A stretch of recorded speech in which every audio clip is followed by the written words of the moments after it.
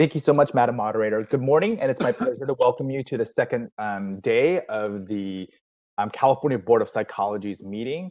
I would like to call the meeting to order and ask that Ms. Pertot please call the roll to establish quorum. Good morning. Kasuga. Here. Cervantes. Here. Fu. Aye. Harb Sheets. Here. Nystrom. Here. Phillips. Here. Riscate. Here. Rogers. Here. Haight. Here. Roll is complete. Thank you so much. A quorum having been established, we will be going into closed session for item number 17.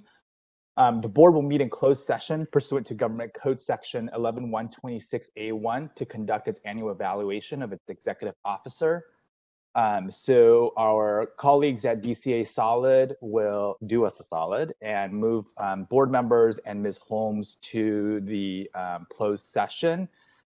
We expect the closed session to take approximately half an hour, so we should hopefully come back around 10:05, but closed session has its way of doing its own thing sometimes. So with that, we will go into closed session for item number 17. All right, this is a moderator, and if you can bear with me for some quick housekeeping. I'm moving people that are not going into this closed session to attendee level status. So I just will need your help in establishing who needs to be in this closed session. So will Antoinette be joining the closed session later on? So she won't be in it immediately, but will come into it later on? Yes, at around 9:45, okay. 9:50 actually. Okay, so let me make her an attendee for now. And then will Carrie Holmes be in this meeting? Yes. Immediately? Yes, okay. And then will we have your legal counsel, Rebecca, in with you? No, it will just, sorry, Rebecca, legal counsel is not. That's great. Just Oh, sorry, I just made her an attendee. No okay. worries. So it's just the board members and Ms. Holmes. Okay. And that's it. All right. And so that will be, so Mr. Glassbeagle will be moved to an attendee. Okay.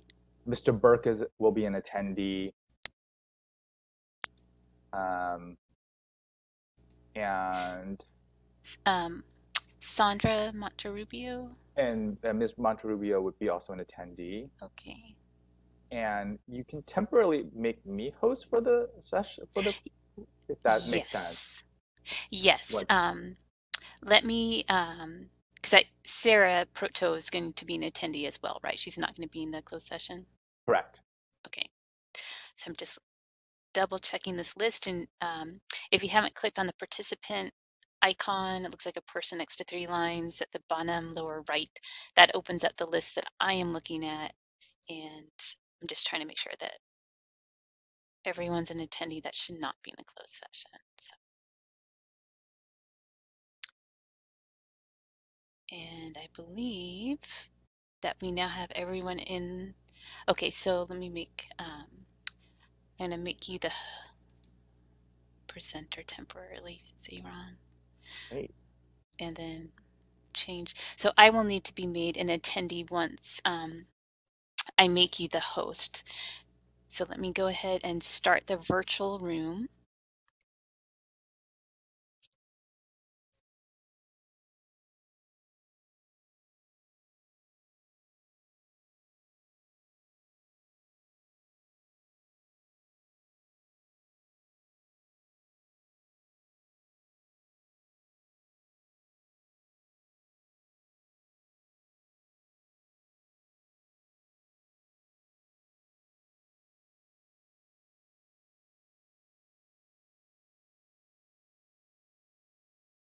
Now we've exited closed session, and our colleagues at DCA Solid are making several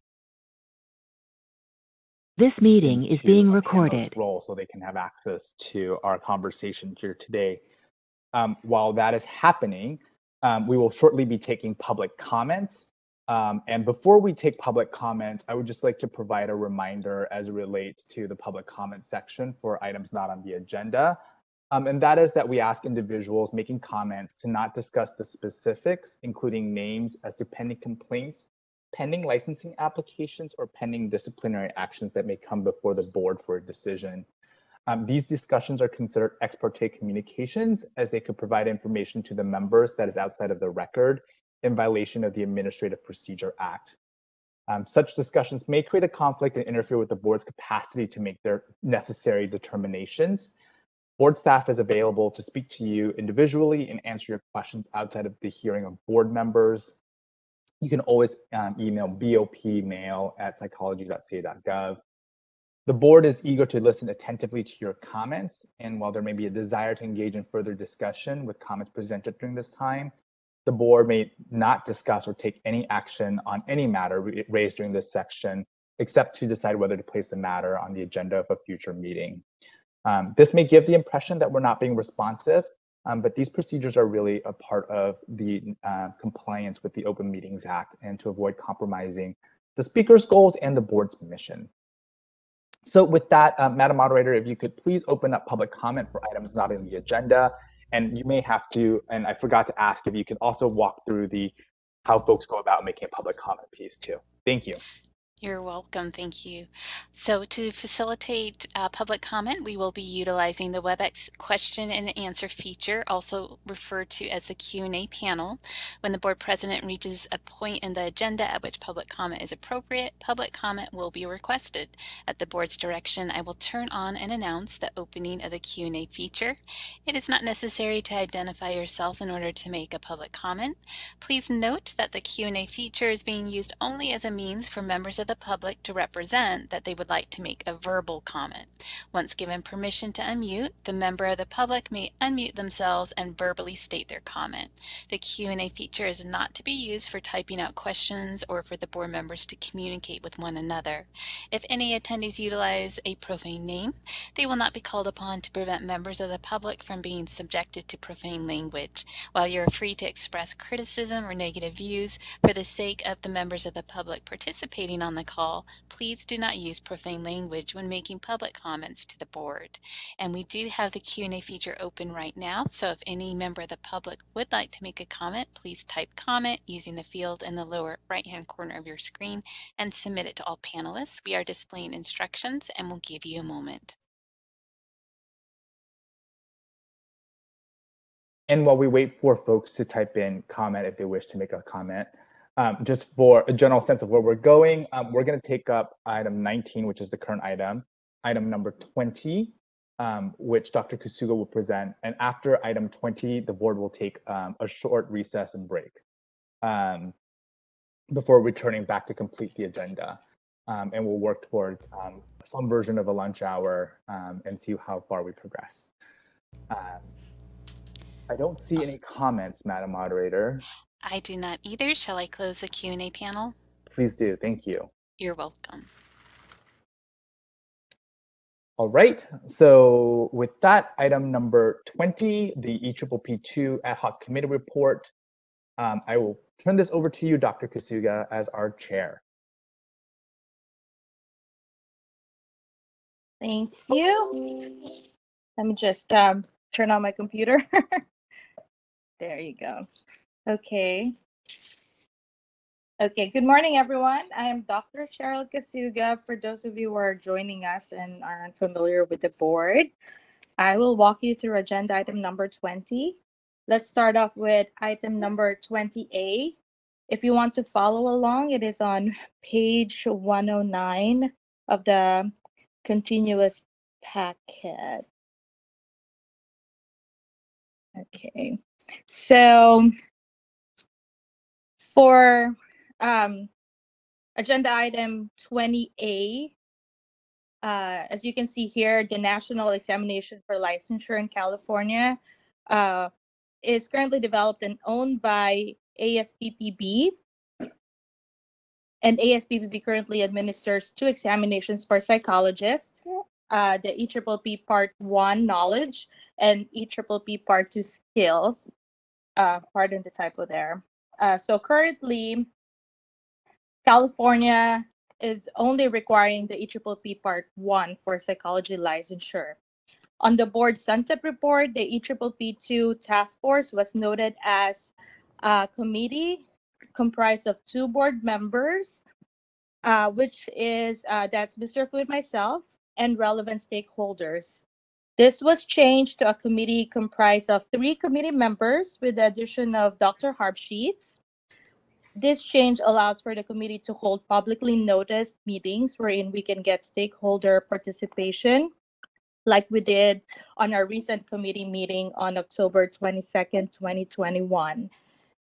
And with that, the committee recommendation is to rename the committee as EPPP Ad Hoc Committee with the goal of reviewing issues related to the board's national examination, not just focus on the EPPP Part 2.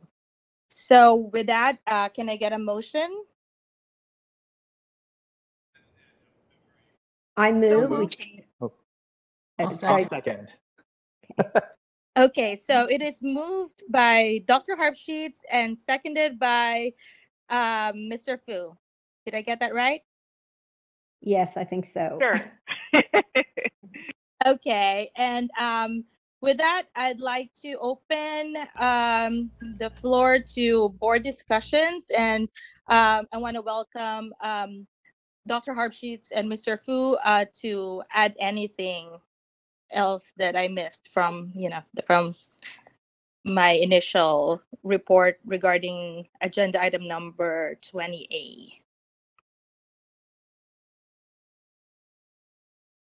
Okay, let me check. And also, like, feel free to just unmute yourself and speak up as well, in case I miss your hand raising. Seeing, oh, Dr. Harpsheet. I was just going to say, I think one of the questions that comes up is if we were to adopt at some point the EPPP2, what would happen from a regulatory standpoint? Do our regulations as they're written now, would they allow for us to include the EPPP2 without a change? Or if they do require a change, and that would depend on, I think, how, from what we talked about so far, on how it's presented by ASPPB, that could lead to quite a long delay.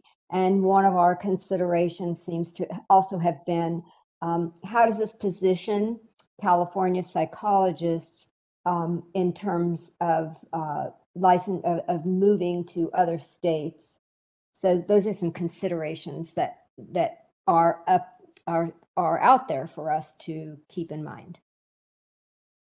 Thank you, Dr. Harpsheets, and we'll talk more about that on agenda item 20B3. But like, definitely, those are some of the things that were discussed during our committee meeting on October 22nd. Thank you.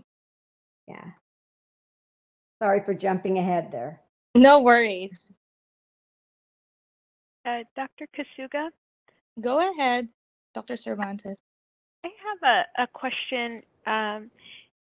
Is the idea also to look more holistically at the EPPP? One of the ongoing concerns that I have is that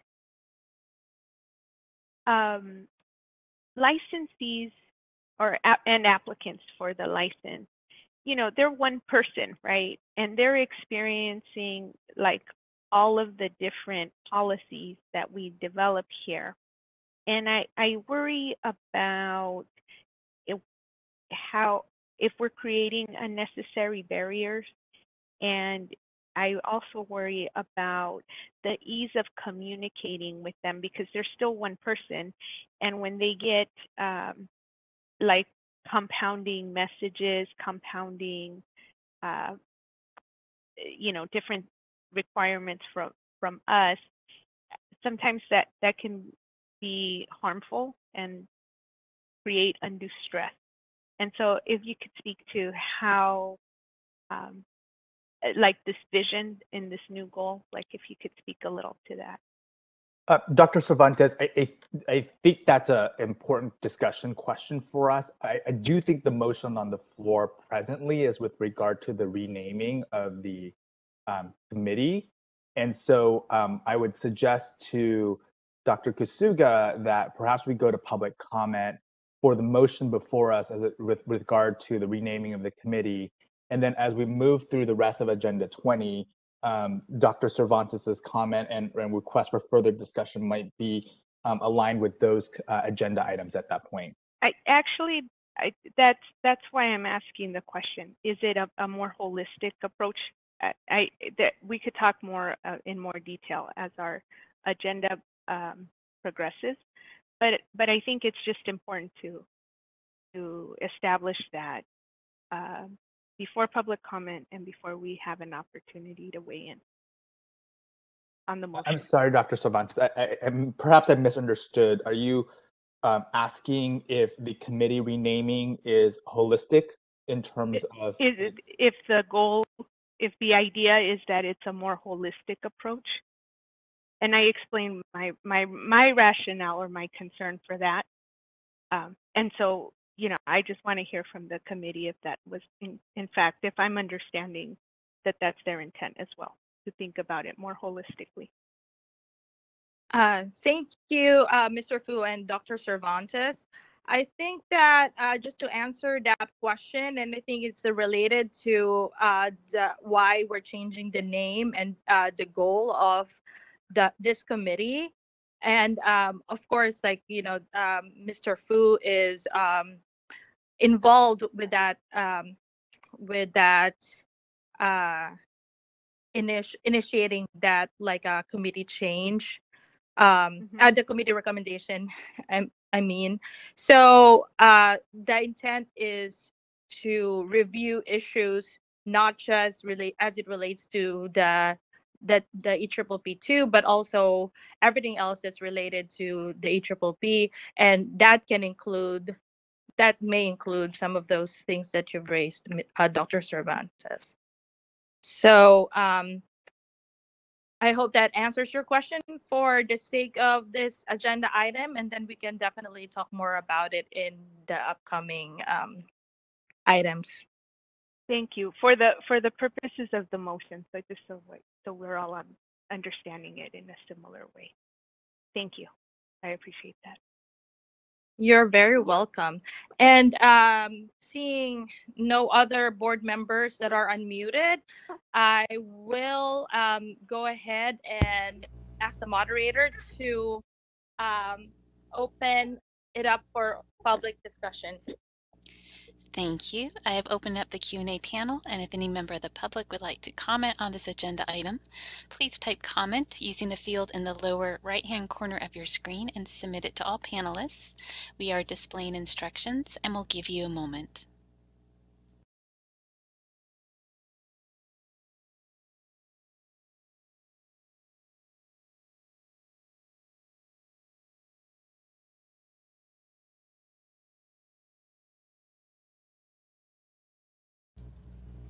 All right, I see no requests for comment at this time. Shall I close the Q&A panel?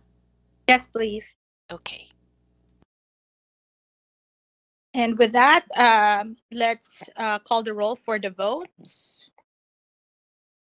Kasuga. Aye. Cervantes. Aye. Fu. Aye. Harp Sheets. Aye. Nystrom. Aye. Phillips. Aye. Rescate. Aye. Rogers. Aye. Haight. Aye. Thank you.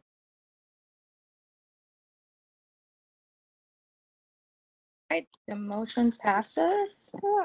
Okay, so now we're going to move on to item 20B. So this is just for information purposes only. And if you wanted to follow along, you can turn your the continuous packet to page 110. And here you'll have a detailed timeline of the EPPP2 activities of this board, starting from Dr. Phillips' establishment of the EPPP2 task force. Oh, sorry.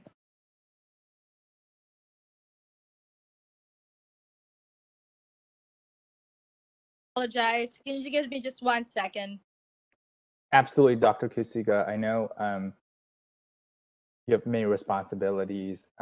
Definitely can hold. And if you would like, we can actually ask Ms. Snyder to do the historical overview, if that's helpful. It's fine. So Okay. I'm back. Sorry about that. A little baby background noise. So I just wanted to give us a quick summary of the historical timeline. So again, Dr. Phillips established the EPPP2 task force in the fall of 2017. At that time, the task force deliberated on the consideration and possible implementation of the EPPP2. The task force met on May 5th, 2018 and June 29, 2018. The task force recommendations to the board at that time was noted on pages 110 to 111. And in August of 2018, ASPPB decided to make EPPP Part 2 as an optional exam, and the board decided not to be an early adopter. Details of the ASPPB letter dated October 24, 2018 is available on page 112 to 113. The board then sent a letter to ASPPB in December of 2018 regarding ongoing concerns, even though the board supports a competency-based exam. And that letter is available on page 188. I know there's a lot of scrolling around. So there were also concerns about the uncertainty of and if and when there will be a mandatory implementation in the future, as it will require statutory and regulatory changes that will take time to implement, as noted by Dr. Harbsheets earlier. So with that, there are additional attachments. Attachment A, if you look at page 114, we have the full report of the EPPP Part 2 task force as an attachment, as well as the January 29, 2019 letter from ASPPB is also attached there. So I will go over all of Agenda 20B before proceeding to further discussion, if that's okay. So agenda item 20B2, we have here correspondence from ASPPB between the Board of Psychology and ASPPB, which is the Association of State and Provincial Psychology Boards. Specifically, I want to point to ASPPB's response to the December 2018 letter that the board sent to ASPPB, which will be on page 190.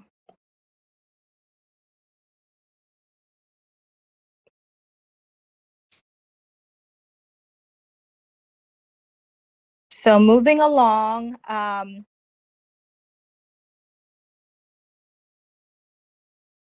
wanted to move on to agenda item 20B3, which is identifying outstanding issues. And I think this is where we can have much richer conversation and discussion as it relates to Dr. Cervantes's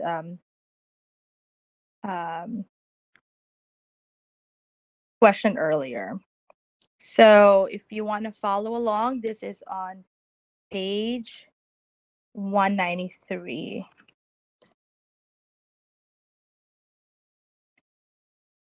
Of your of the continuous packet. So the following are the outstanding issues that the EPPP2 task force raised and presented to the board in November of 2018. So some of them include the lack of a proven necessity for the additional examination, considerable concerns related to the examination's ability to assess skills as designed and thus potentially providing negligible consumer protections, the additional examination costs and burden on prospective licensees, especially on historically underrepresented and socioeconomically disadvantaged students, the additional examinations creation of new barriers to licensure and potentially detrimental impact on access to psychological services to California consumers, and clarification on whether the optional enhanced EPPP or the EPPP2, as it is called now, is an indefinite alternative, or ASPPB is simply postponing the deadline for mandatory adoption. If the implementation date is merely being delayed, the board would appreciate clarification on the anticipated date for mandatory implementation. So with those 5 concerns or issues that were raised, 2 major concerns were the lack of clarity on whether the optional EPPP2 is an indefinite alternative or they're just delaying mandatory implementation, and the cost of the exam to prospective licensees. So this were discussed on our previous committee meeting, and the cost definitely is an issue, but the information that was provided here has been updated. So the fees for early adopters, which is $300, has been extended to August 2023, and it will be increased to $450 on August 15, 2023. That was the update that ASPPB's representative, Dr. Turner, mentioned during the committee meeting last October. So those are the 2 main issues that that relates to the EPPP Part 2. And I understand that was like just a very quick overview of the board's activities as it relates to EPPP Part 2. And with that, I'll just pause a little bit to open it up to any board discussion.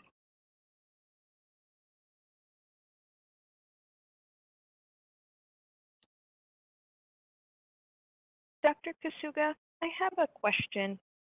And I think it may be because I'm not a practitioner. I don't understand this detail. In our report today, there was a reference to an enhanced EPPP that was like one exam that included this skills part. Is that still on the table as an option? I didn't understand I just wasn't sure if it was a possibility or not. And then just a logistical question. Do we need a statutory change to adopt an exam for licensure? I just wasn't clear on if that was a necessity. Thank you for those questions, because I think that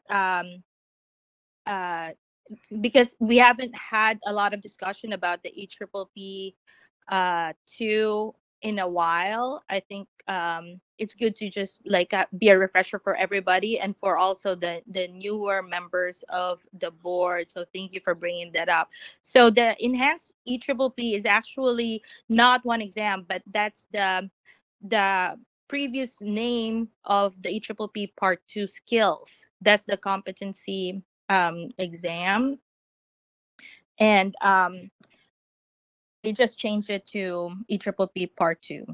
So having just one exam, one EPPP that includes the knowledge and skills was never on the table according to Asppb. And that was like they said was based on their task analysis from a few years back, that they just created, they were tasked to create this skills based as opposed to just having one test. And the second question you have, can you remind me again? I wasn't clear. Is the, I guess it's just a yes or no. Do we need a statutory change to, like if we add an exam to the licensure process? Yes, definitely. So yes, Oh, so okay. I forgot that question. So yes, we would need, and that actually is related to Dr. Harbsheet's earlier question, because in order to add an exam, if we do decide that sometime in the future, if it becomes mandatory, then it will take some time for us to have to make changes to our statutes and regulations to implement. So we really need a big heads up if that's going to happen. And as it is right now, we really don't know, and that we're in this limbo until Asppb makes that decision, and we wouldn't know about that until they meet next year, according to Dr. Turner, who was present with us on the committee meeting last October. So there might be a meeting sometime early in 2022, wherein Asppb will decide whether the EPPP 2 Part 2, EPPP Part 2 will be made mandatory or as an alternative option.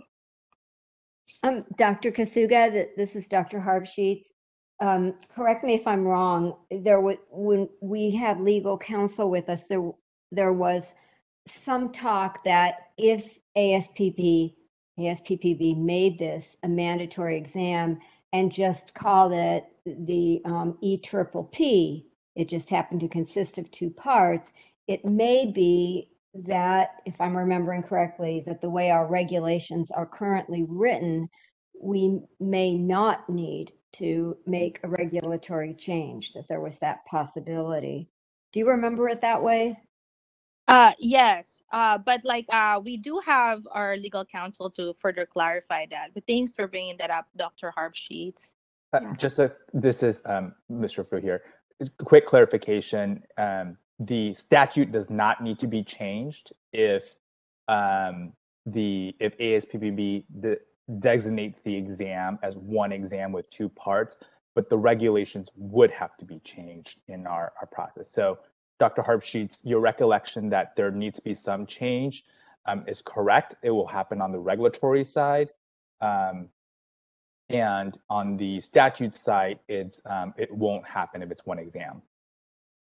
So we're still looking at a time for a kind of significant time frame if that change were to come about, correct? That's correct. It really does depend on the designation. Ms. Sorick and Ms. Bond, if you would like to jump in as well. The other piece I will just say is if Madam Moderator could also make sure that Dr. Turner, is made a panelist so he can make any comments. That would be really helpful too. Dr. Turner is with the Association of State and Provincial Psychology Boards and has been the main liaison to our work. And Dr. Kusuga, if you wish to ask Dr. Turner any of these questions to help shed light on where ASPBB may be going, Dr. Turner is also available to you.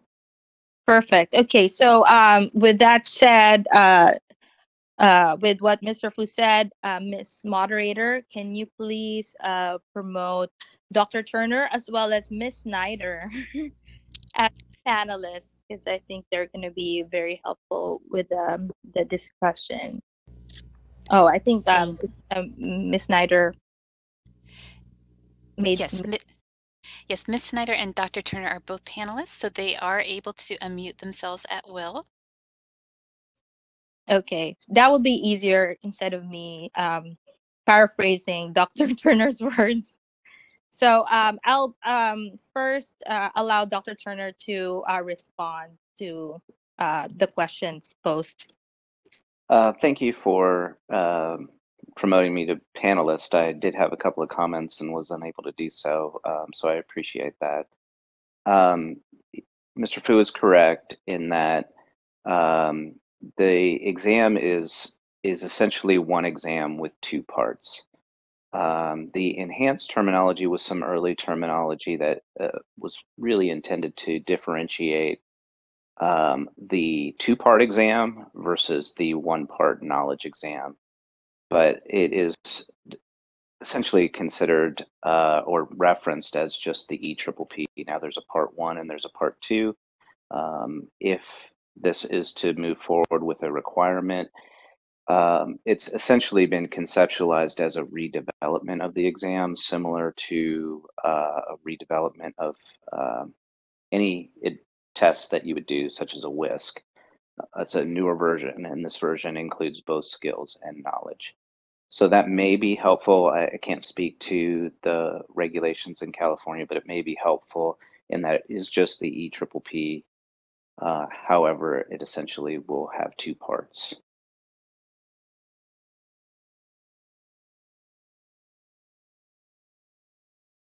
Thank you for that, Dr. Turner.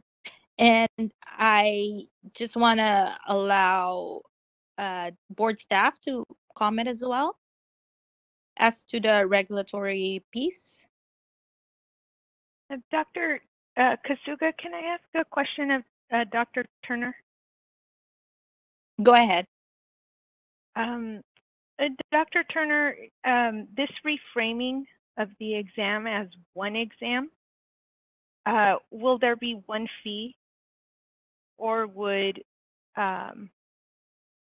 applicants taking the exam still be required to do 2 different fees and sit for the exam at 2 different times? Because it sounds very different the way that you're framing it as one exam. Can you speak to those items? Sure. So the exam was always considered to be one exam with 2 parts. However, the terminology of enhanced was deemed to be confusing. So that was really the change that was made.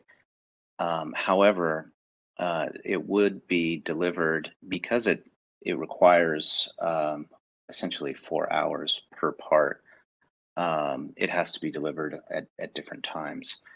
Also, similar to the medical model, there are you have to require one part. You have to pass one part before you can move on to the next part.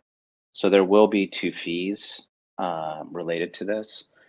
So it's not one exam that you would take on one day with one fee.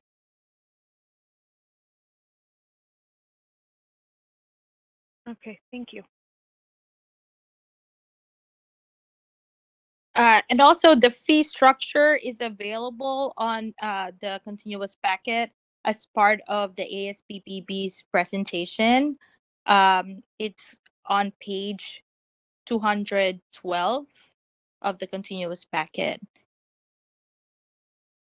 I know it's a lot of materials that I covered with agenda items 20B 1, 2, and 3.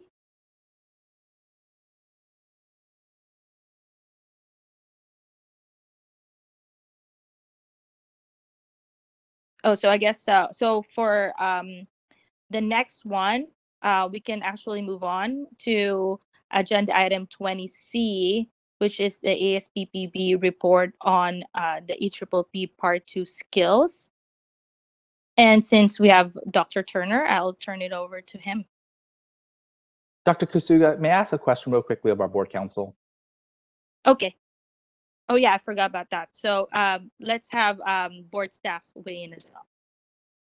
Ms. Bond, could you please advise us with regard to the statute and regulatory changes that we've been discussing? Sure. So I think it's important to think about what the board is seeking from a policy standpoint. So all the facts that it was just gathering from that previous speaker were helpful, for example. And less important is the distinction between regs and statutes at this point, because any procedure is going to take a while. That's not what we need right now. What we need to know is what the committee and then the board's goals are, and then staff can implement them. I think what's more important is the factual basis for what it is you're trying to achieve. And unless I'm misunderstanding the question, the distinction between statutes and regs is not as relevant at this stage. Gotcha. So I think that where we're at right now is we're just discussing outstanding issues with regards to this agenda item. And part of that issue is that unless there are more information from Asppb from a future meeting, then most of what we're talking about right now is not really relevant yet with regards possible changes. Yeah, I think that's Did fair. I get that right? I think that's fair. You want to capture what you're looking to do, not necessarily how you're looking to do it, because that's for, staff can look at how to implement what it is your goals are.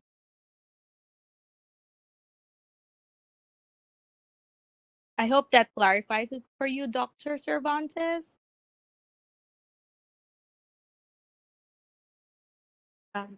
Yes, I think that was important. Thank you.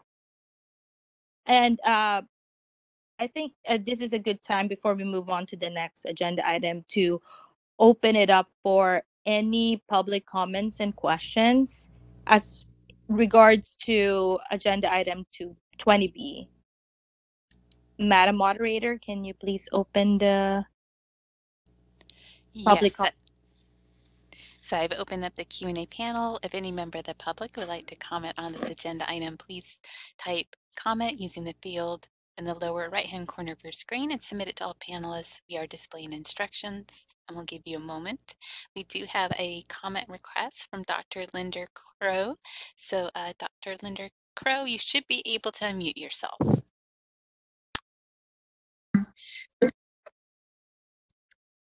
And you're unmuted. Dr. Joe Linda Crow. I'm the CEO at the California Psychological Association. I just want to go back for a minute to get some further clarification, I guess. I thought I understood this, but now I'm not so sure. If Dr. Turner has said that Asppb considers this one exam, so my first question would be, does the Board of Psychology accept that premise that this is one exam? And then my second question would be, if it is indeed one exam, can you clarify again whether there would need to be any changes in either statute or regulations? And I think it is a relevant question to think down that road. So if it's one exam, it's the EPPP, which is already in statute and regs. Would you really have to change anything? Because that would be a huge, that would make a huge difference in how soon this could be implemented or not. Thank you.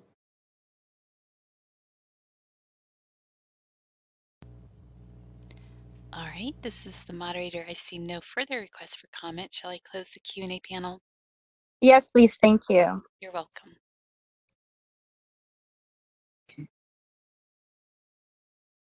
So with that, I appreciate Dr. Joe Linder-Crow's comments. But I think for the sake of this item, we're just, again, stating the outstanding issues, and we will refrain from further discussion of how the regulatory changes or the statutory changes will be until we get further information from ASPPB from a future meeting.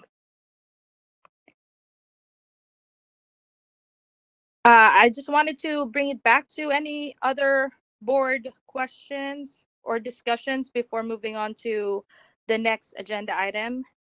Dr. Kasuga, I wonder if we can call a recess for about 10 minutes because we've been going for some time now, and I understand that it might be helpful for folks to have a 10-minute recess, and we can come back at 11 o'clock.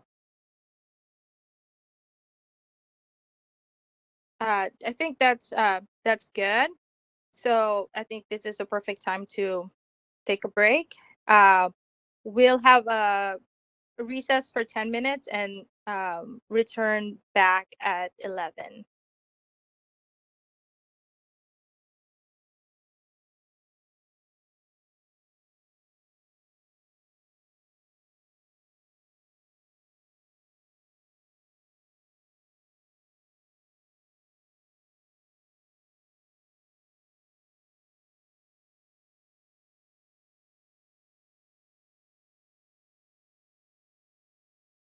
This meeting is being recorded. All right. Before we begin, do we need to establish quorum again? Yes, that would be helpful if Ms. Pertoka called the roll, and Dr. Kusuga, I think staff would like I think we would like to also answer Dr. Joe Linder-Crow's question in public comment as well. So Ms. Pertoka, could you please call the roll?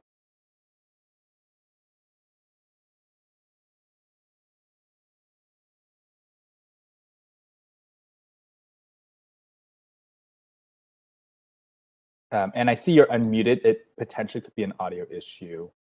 We're not hearing you. You're calling our names, and I apologize for that.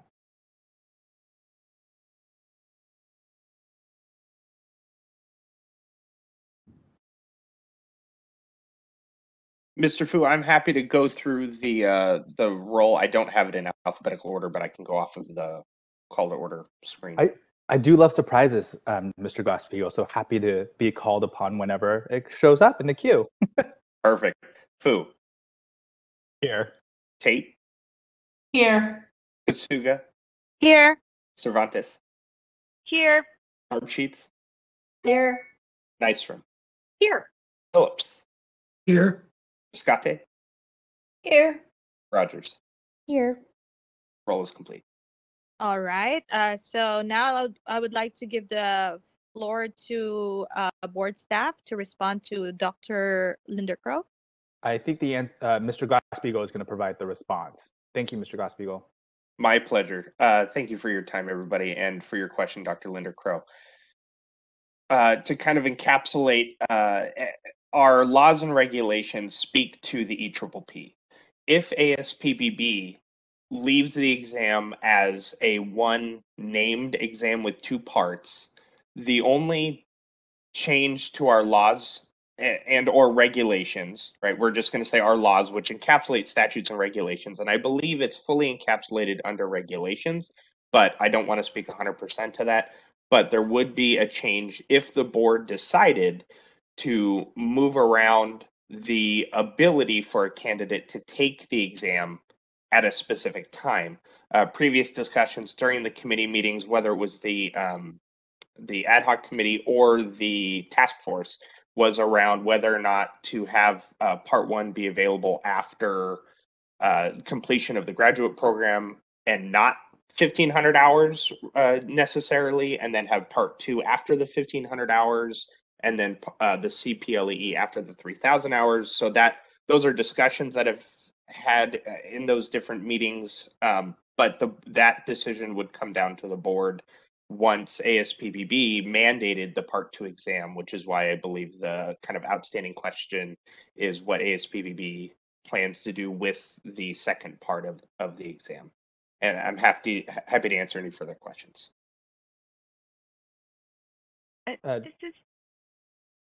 Sorry, go ahead, Dr. Cervantes, and then could we also, Madam Moderator, at some point, could we also reopen the public comment just in case Dr. Joe Linder-Crow has any additional questions based on Mr. Glass-Steagall's response? All right, would you like me to open up the Q&A panel now? Yes, please. And then Dr. Cervantes, please feel free to ask your question. Apologies for interrupting. Mr. Glass-Steagall, so did I understand if ASPPB names this as one exam,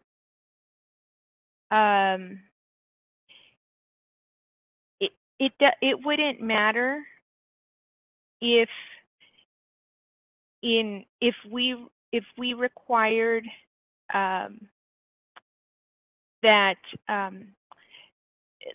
there would be like so that the applicant can take the exam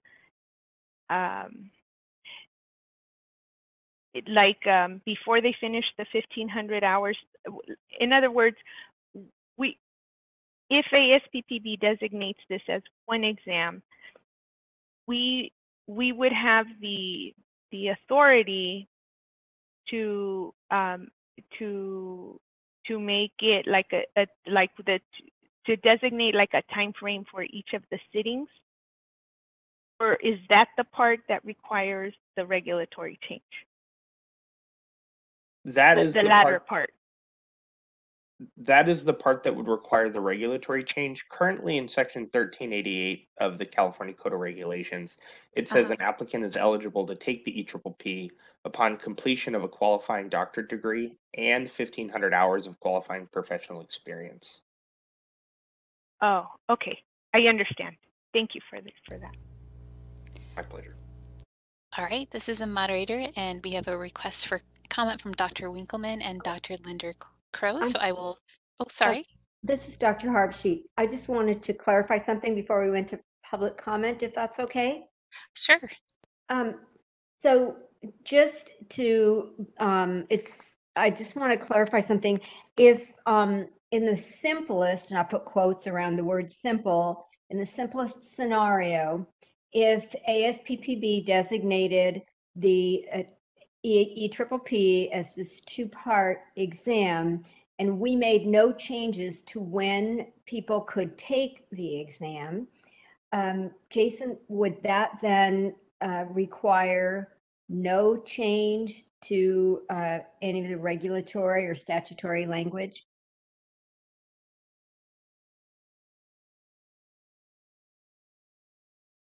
That I would be most comfortable reviewing that with Regs Council, but I would say over 50% confident that we would be able to incorporate both parts of the exam without a regulatory change. Okay, thank you. All right. So Dr. Winkleman, you should be able to unmute yourself now. And you're unmuted. Hi, this is Dr. Elizabeth Winkleman. I'm Director of Professional Affairs at the California Psychological Association, and I want to thank you all for this discussion and Mr. Glass-Steagall for that latest clarification.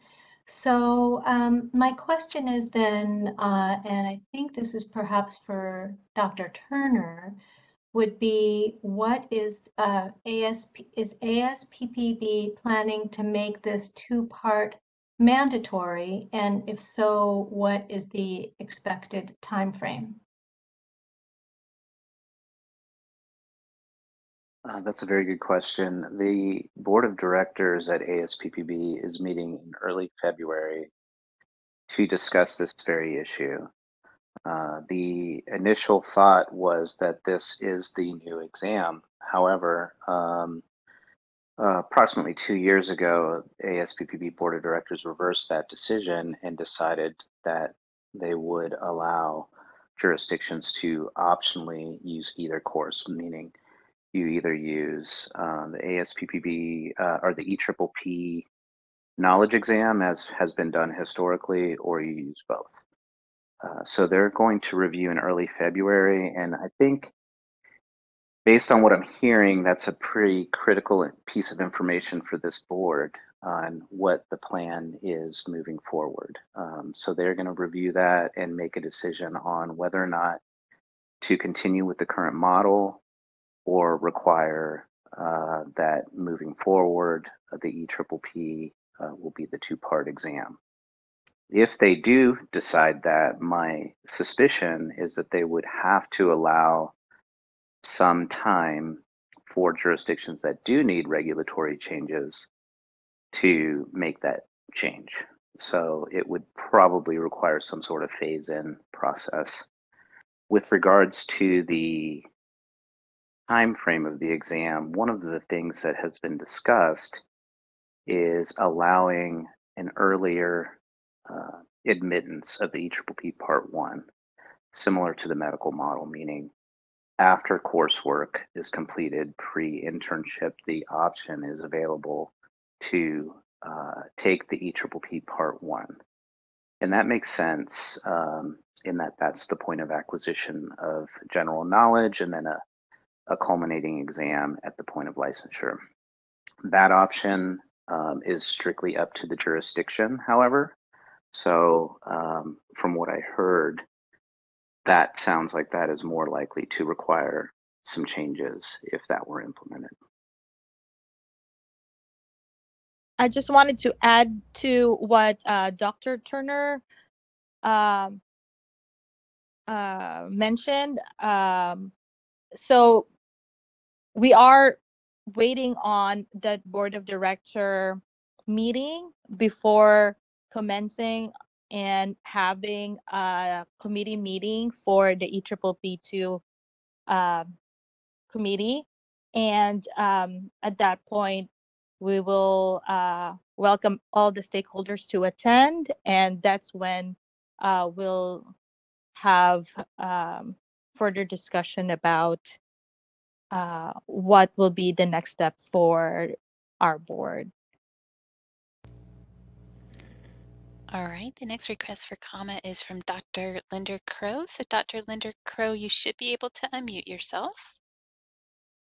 All right, you're unmuted. Thank you very much. So this is a great discussion, and thank you, Mr. Glasspiegel, for that crystal clear explanation. That was very helpful. Also, Dr. Turner, that was very helpful to know that information. I guess based on those two things, a couple of questions. If the ASPPB board is going to meet on this very critical question in February, you know, those meetings are not open to any kind of public comment. The only mechanism for feedback would be from their member jurisdictions, which would mean from this board. And so I guess my next question would be, does this board have a position, or will you be developing feedback or recommendations to the ASPPB board about this issue? It seems that to me that, you know, having been around this for a long time, once the ASPPB board makes a decision, that is really too late for stakeholder input, because then it's done. So once the ASPPB board says this is a mandatory two-part exam, you have to use both parts, then it just becomes a matter of, unless I'm wrong, it becomes a matter of this board implementing what ASPPB has mandated. So does this board plan to, you had the task force, which was great. You have the report from that task force, which is full of information. Does this board plan to provide some sort of feedback to the ASPPB board prior to their making this decision in February? Thanks.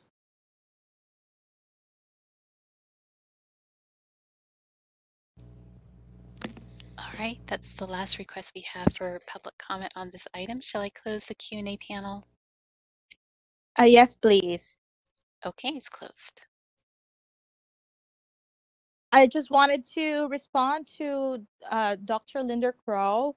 So as it is right now, we are planning on meeting, having an EPPP committee meeting, but it will be after the board of directors meeting. And in that committee meeting, we will have a response to whatever decision ASPPB have at that point. And that will be probably the best opportunity to provide stakeholder feedback, as we will continuously correspond with ASPPB on this moving forward.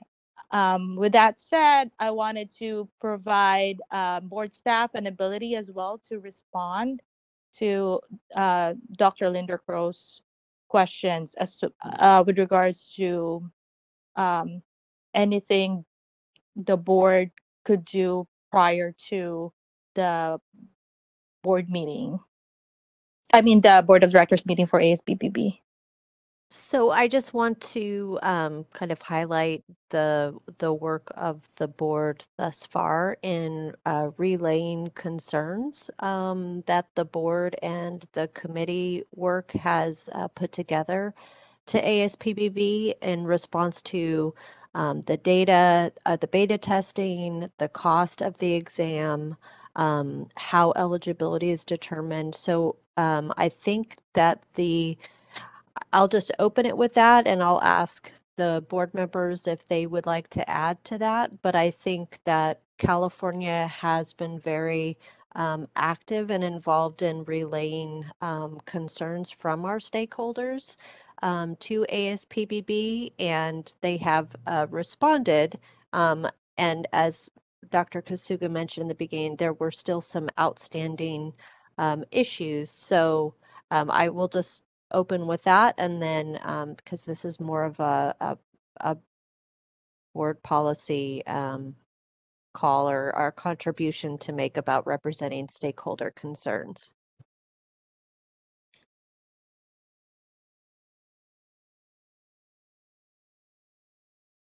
This is Dr. Harb Sheets. Is it Go okay? ahead. Is it okay if I speak at this point? Definitely. I think in our packet, there are a number of letters, the correspondence between our board and ASPPB describing our various concerns over the years since at least 2018. And we have responded to surveys. The report that I think we had in our last board packet, or maybe it was just in our meeting, about the Office of Examinations, who reviewed for us the EPPP and the EPPP2. And if I remember correctly, the conclusion being that they did not believe, and Ms. Snyder, perhaps you can correct me on this, they did not believe that it provided additional benefit beyond our complete exam. So I'll ask Ms. Snyder if you could please maybe fill in what that OPES report actually showed. And I see that's also item 20E. So if it's okay, if we could talk about that now too, because I think it responds to Dr. Linda Crow's question.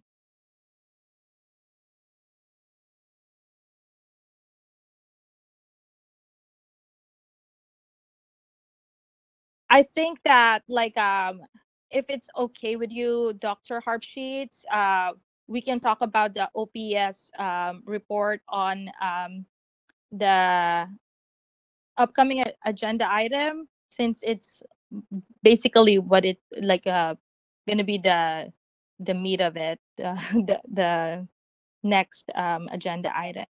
Okay, sorry for jumping ahead. No worries. So we can just like put a tab on that for now. But I truly appreciate Dr. Harpsheets pointing out the correspondence that we have over the last like a few years since 2018, wherein we've elevated the concerns of our stakeholders and the attachment of the correspondence between the board and ASPPB is available for everyone's review on the continuous packet. Dr. Kasuga. Go ahead. Thank you. I just want to echo Dr. Harpsheets, and I too was thinking about that OPES report in which they conclude that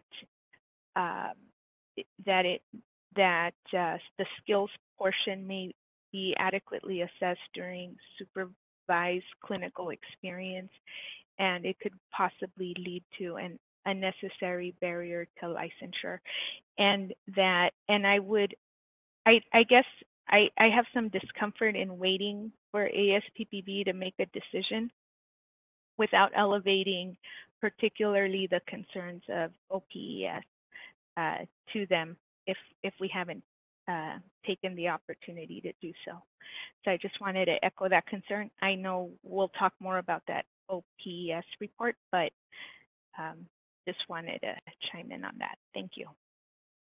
Thank you for that, Dr. Cervantes. I think I can answer that question by referring everyone to one of our more recent correspondence with ASPPB. I think that will shed light on this, some of the things that we've raised with ASPPB most recently. And this, I think, will be the most pertinent correspondence that we had that is prior to the upcoming Board of Directors meeting. So it is on page 196 of the continuous packet. This is a letter we sent out to ASPPB on March 2021 with an information request.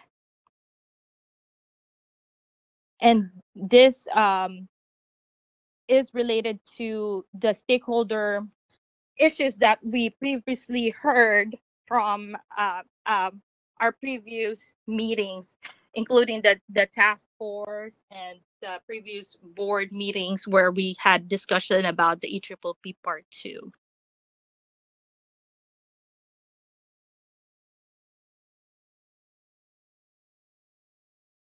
And in addition to that, during our committee meeting in October, we also allowed both stakeholders and the committee members to raise concern as to the EPPP 2. And on a later agenda item, we will again request for more feedback and allow the public to provide us with more concerns. And with Dr. Turner here, maybe we would be able to pass that along to ASPPB before their upcoming Board of Directors meeting. May I make a comment on this? This is Dr. Turner. Go ahead. Thank you. I do want to let you know that we have received all the feedback from California and other stakeholder groups, and the report will be provided to the board of directors at ASPPB for their consideration. So there has been an ongoing dialogue for, as you mentioned, since 2018. So I do want you to know that all the information that you provide will be provided to the board of directors, and all the communication is reported on.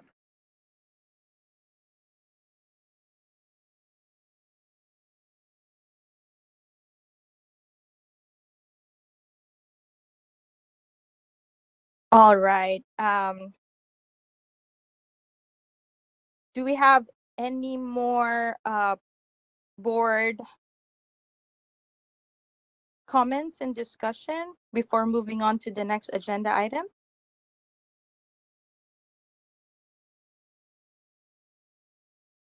Seeing no unmuted mics, we'll go ahead and move on to agenda item 20C,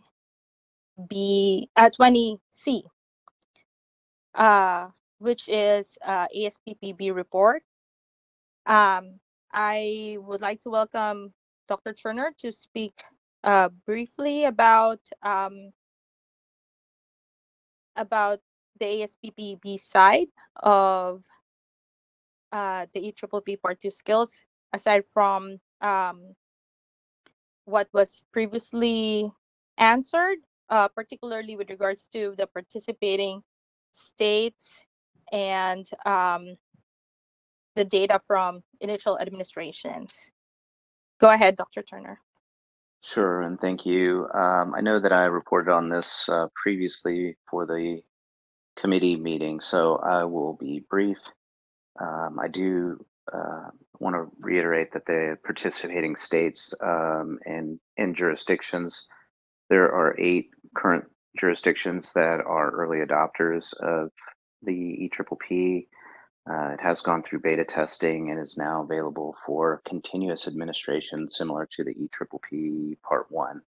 So when candidates take the exam, they get a score at the exam. There's during the beta testing, they've had to wait for the analysis and pass point. We do have another jurisdiction, Minnesota, which has decided to adopt the Part 2. And as of my last count, there were 14 jurisdictions that have indicated to me that this is under consideration in some form. Just as a nutshell summary for the folks that are new, the rationale for the Part 2 really started many, many years ago, and it was a movement towards competency. And the EPPB Part 1 has demonstrated that it can assess foundational knowledge very well, but applied skills has always been left up to the jurisdictions. So that's been done in various ways, and jurisdictions are not doing that in a universal way, but most often it's done through letters of recommendation, hours, or oral exams, and or supervisor feedback of some form. The problem with all of those issues has been known reliability concerns. So oral exams in many jurisdictions have gone away due to legal challenges.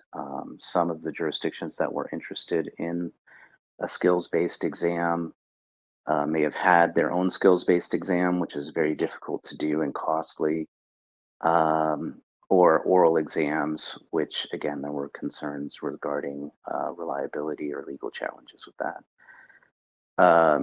The skills-based exam then therefore is essentially a tool for boards that have really a difficult challenge of identifying competency. And so it's a standard, reliable, and valid measure for them to assess the skills of their incoming candidates and essentially protect the public. So that's the rationale. I know that there was concerns about supervisor ratings being able to supplant a standardized measure, and I would just caution in that we do have evidence. We do know that when you're talking about a high stakes assessment, getting accurate information on skills is sometimes less reliable.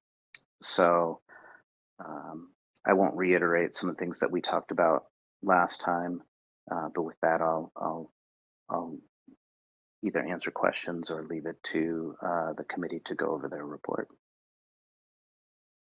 And thank you.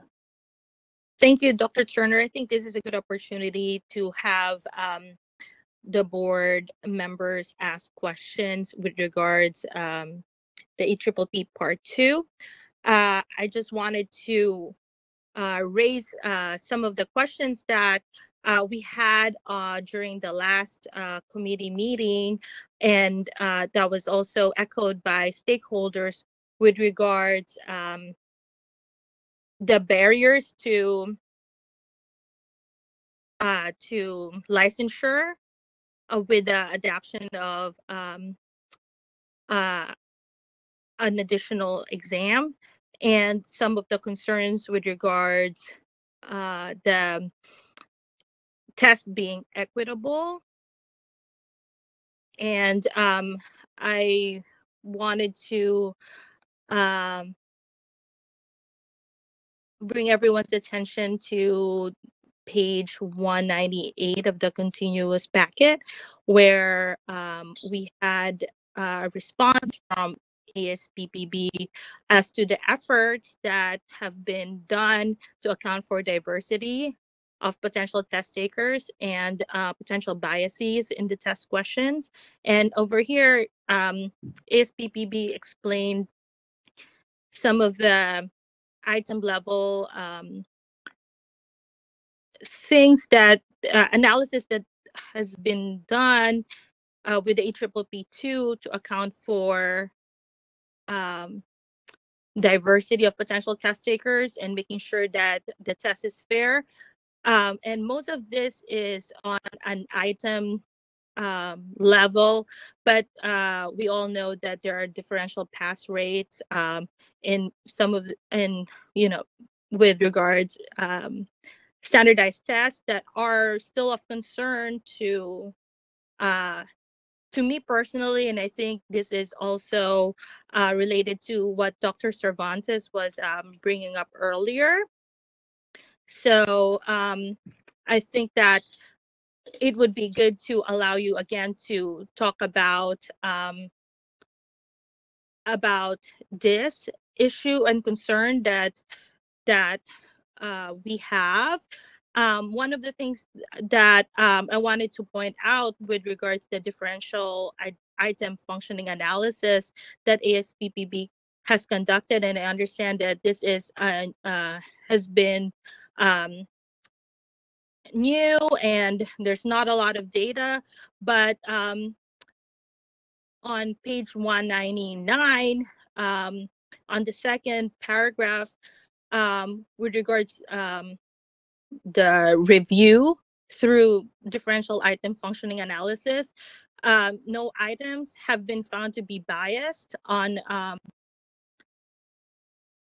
the use of item level analysis. So I'm thinking that, like, with regards bias being hard to detect, and if the tool isn't detecting any bias, that seems to me as kind of like not really representing real life, what is happening in real life, and capturing the reasons why there are differential pass rates. And I know that there are different different reasons why certain groups don't do well in standardized testing, but as much as possible, I'm hoping for something that can be done, if there's anything that can be done with regards making the test more equitable, and also addressing the issue of adding more barriers for our licensees, for our potential licensees.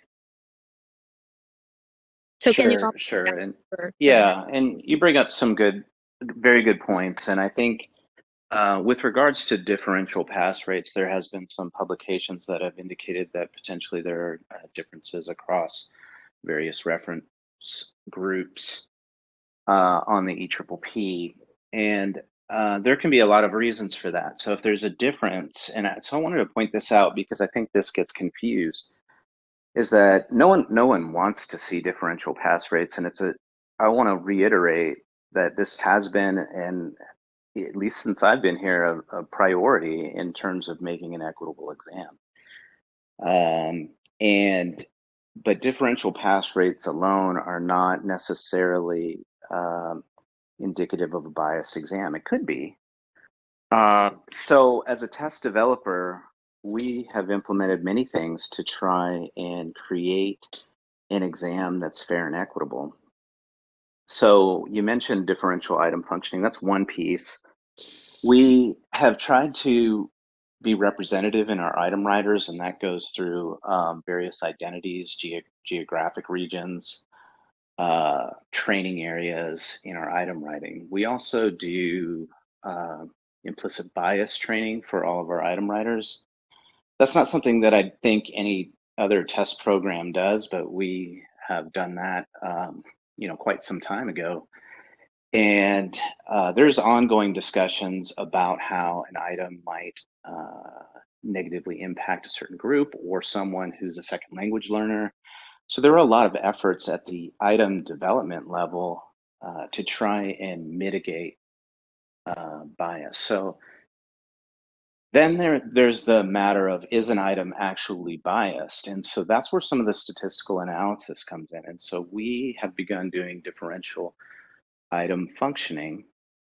And essentially what that does is a flagging procedure on an item level basis. So is there an item that's performing differentially across various referent groups?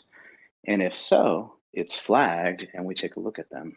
So we have created a group called an item review panel that's composed of 9 members from throughout the United States and Canada that all have expertise and cultural competence and or experience with disadvantaged groups.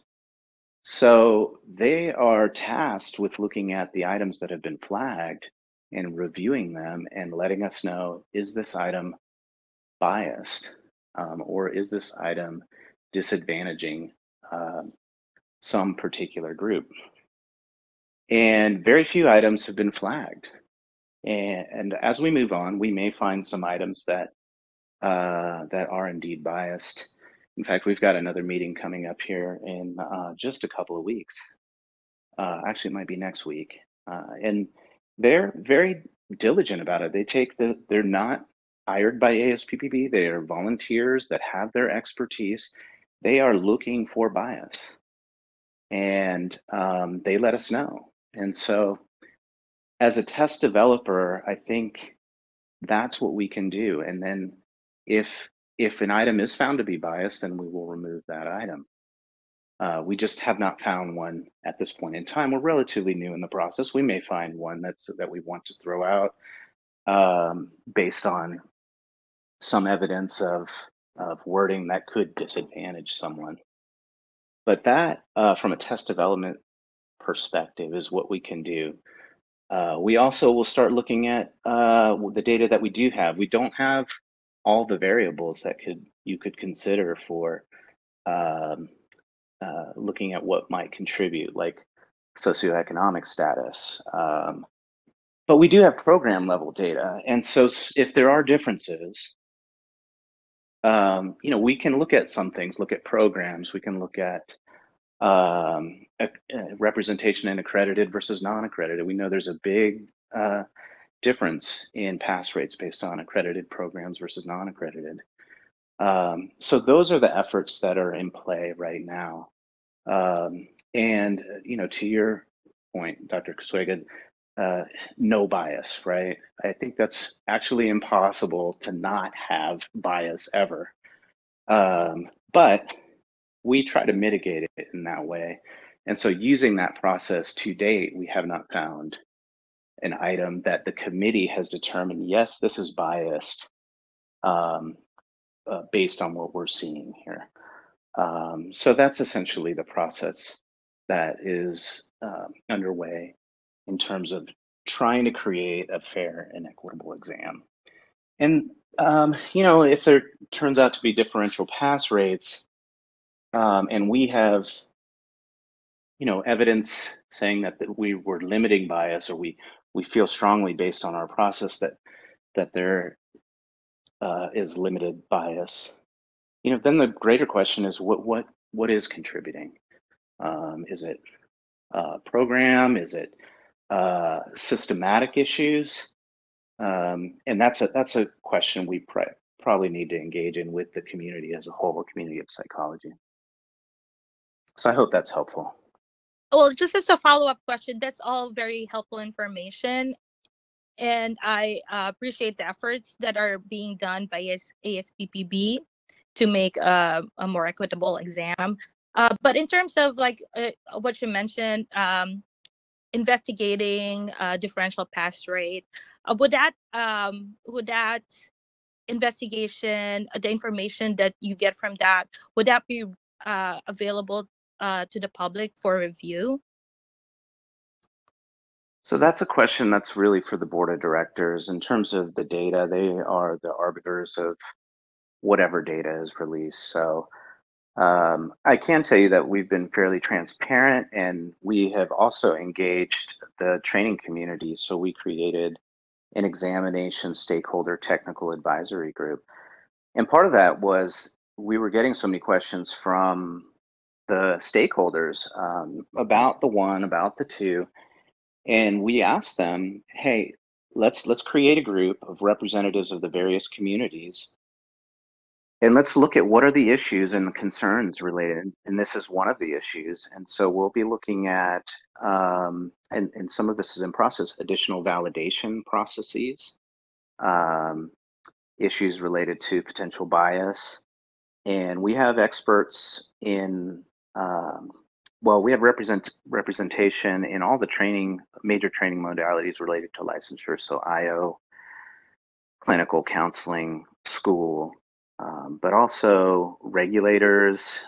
We have trainers that work with interns, and we have experts in measurement, including those that don't work in psychology, and we have an individual that works in measurement across many licensing categories. So those are efforts that we're actively engaging with the community to see if there's anything that maybe we haven't as an organization looked at, but we could look at moving forward. Thank you. And I hope that that if there are any investigation on differential pass rate, that information will be made available to the jurisdictions and to the public for review. With that, I would like to open the floor for other board members to ask Dr. Turner questions.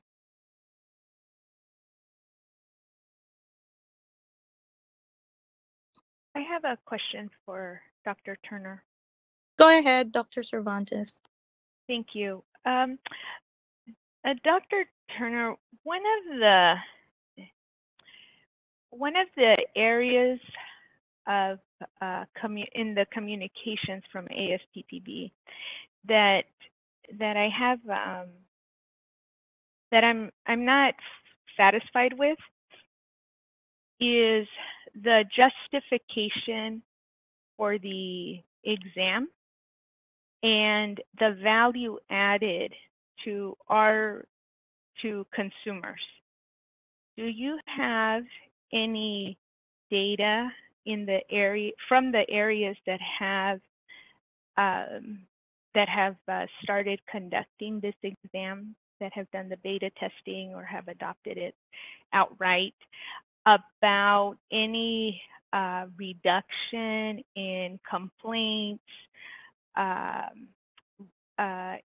what or any other evidence that it adds value to consumers, since that is really our primary responsibility here on behalf of consumers in California. Can you speak to that?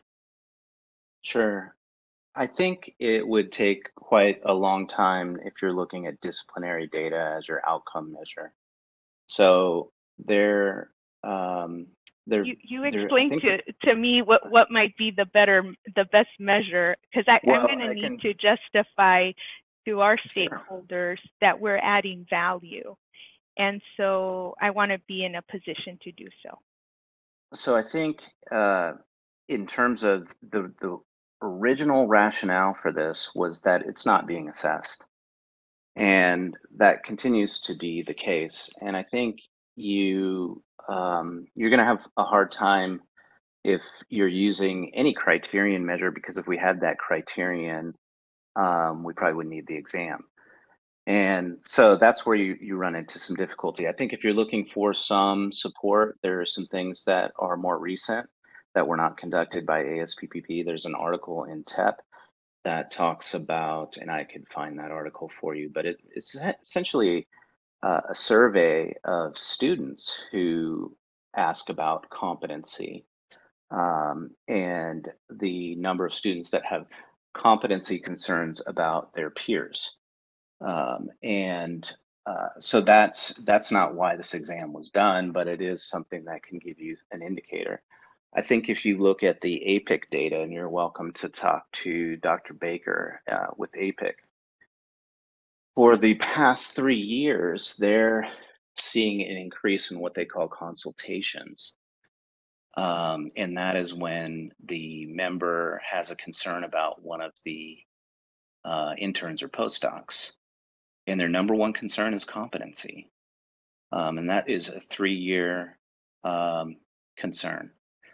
So I think there's evidence in that respect. But from my perspective, it's critical for licensing boards to be able to assess this.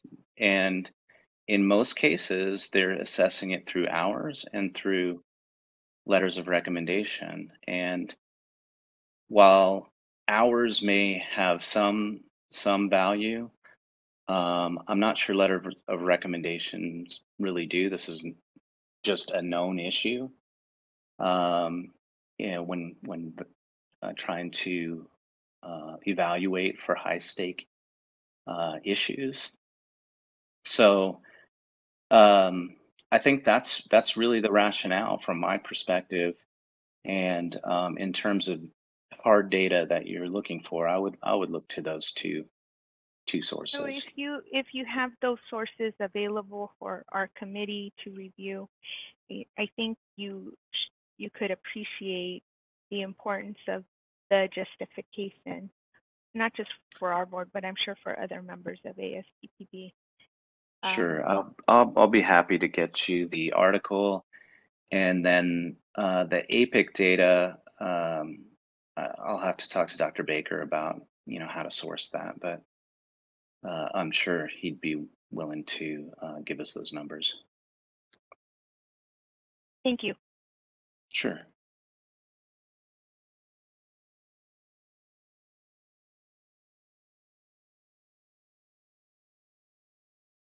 Any other board questions, comments? I do. It's Dr. Stephen Phillips. Go ahead. I guess it's more comments, although I would appreciate hearing Dr. Turner's response after I make them.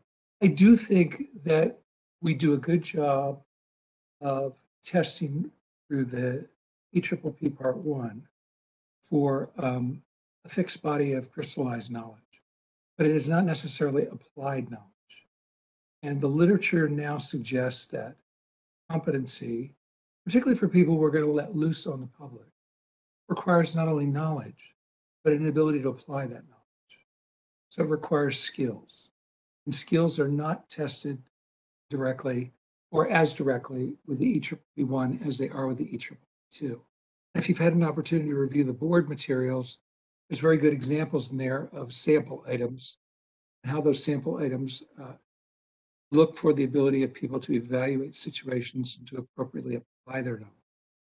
So I think, I mean, I may disagree with the structure of it. There are concerns about creating barriers to licensing, but there's also, in my mind, a more important consideration, which is making sure that we let loose on the public, use that phrase, let loose on the public people that are only qualified not only to know the knowledge, but to have the skill set to apply the knowledge in a way that's going to be not only helpful to the consumer, but it's not going to be harmful to the consumer.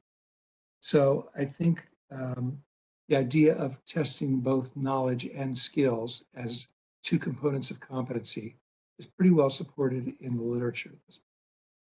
The second thing is I wanted to kind of talk a little bit about this idea that internship programs or supervised professional experience settings are an alternative in terms of applied knowledge.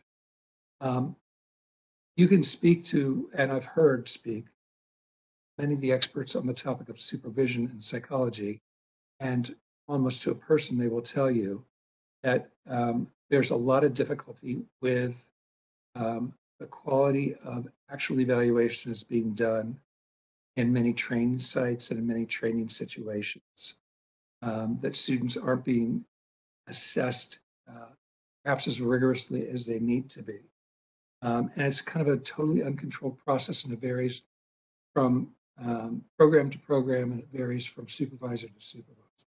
I think relying on that as a proxy for the type of skills that are being tested by the EPPP2 is foolish, frankly. Just as a practitioner I just know a lot of my colleagues won't say anything negative or say very little negative to their supervisees. And sometimes have a financially vested interest in the success of their supervisees. So don't want to do anything to derail that portion of their income that's derived from the fees that, as a result of the services from the supervisees. So I don't think that's a reliable way to go about doing it.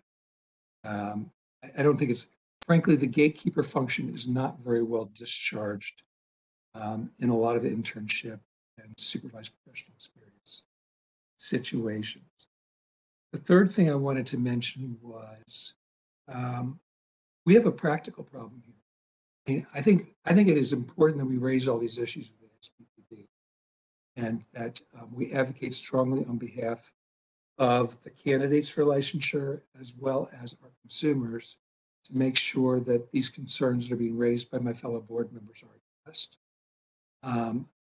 But if we find ourselves in a situation where Asppb decides to make this either have to do both parts, or you could use the Asppb instrument, which was a position they took before, and I suspect is a position they possibly may take in the future. We can choose not to do that, but our licensees will not be able to have license portability to other jurisdictions unless they then, I guess, go ahead and take that test for purposes of moving to that jurisdiction. So I think we're creating a lot of mobility problems for licensees if we decide to go off on a 2D. So I think it's very important we advocate as strongly as possible types of issues that board members are raising, but we also need to be practical about what we're doing in the end. Otherwise, we're creating a situation in which there's no licensing mobility based on having a California license, and we have not done something that will adequately assess for skills. And I will tell you, the old idea behind the oral examination when we gave that was for taking the knowledge and applying it to specific situations to show clinical judgment, appropriateness of interventions, et cetera, et cetera. We don't have that anymore because it proved not to be a reliable measure and it was under legal challenge. So we got rid of it. We had to get rid of it. We didn't substitute anything in its place. The complete does not do a very comprehensive job in any way of measuring the second part of competency beyond knowledge. It doesn't actually test for skills. So I just want us to keep this in a context while we advocate on behalf of potential licensees and on behalf of consumers, we also do this within a context that's realistic relative to our role as a licensing. I don't know if you have anything you want to add to that, Mr. Chair. I appreciate those comments. I think they are very valid and good ones. The point you made about training and having a vested interest, or just simply the difficulty of evaluating. Anybody who knows folks that are in the training community, it is difficult to phase out a student if they're not succeeding, or it takes work. It is much more effort to remediate than to move on. And while I would say many folks do this, there are other individuals that won't. And that then gets passed on up the line, as was alluded to. And I don't know that there's hard data on that, because I don't think you can do research on that. But I do know essentially a licensing board is members that are psychologists, but they have to operate as a licensing board. And their goal is to independently verify that the candidate is qualified. And so that's the whole reason for the first exam and for this new iteration of the exam. And so I certainly understand issues with regarding barriers, and I certainly understand issues regarding cost. Those are things that, and if I were in the position to have to take the exam, I certainly would not be pleased about it. So I understand those concerns, but I think the skills piece is, and you can look at some of the sample items that are in your packet. That has been interesting for me to watch as people have concerns about validation or other issues. Well, they look at the items and say, "Oh, that's fine," and then those validation concerns seem to disappear, which is strange to me. But I think that's really what the ultimate goal was here. It wasn't to create barriers or to try and be a problem for psychologists. It was to try and give boards the tools that they tried to have with oral exams that is a more defensible and reliable and valid method of doing it. And just to build off that, Dr. Turner, our job is to determine whether people should be granted a license. So it implicitly involves a vetting process.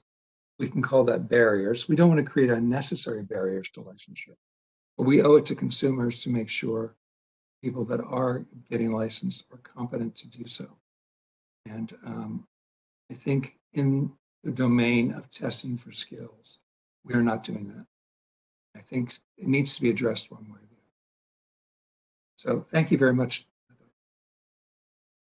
Thank you. Thank you. Thank you, Dr. Phillips, for raising an important practical consideration as we deliberate the benefit of the test for consumer protection versus barriers for licensure, which also affects access to care and gatekeeping of the profession, especially for potential licensees of color.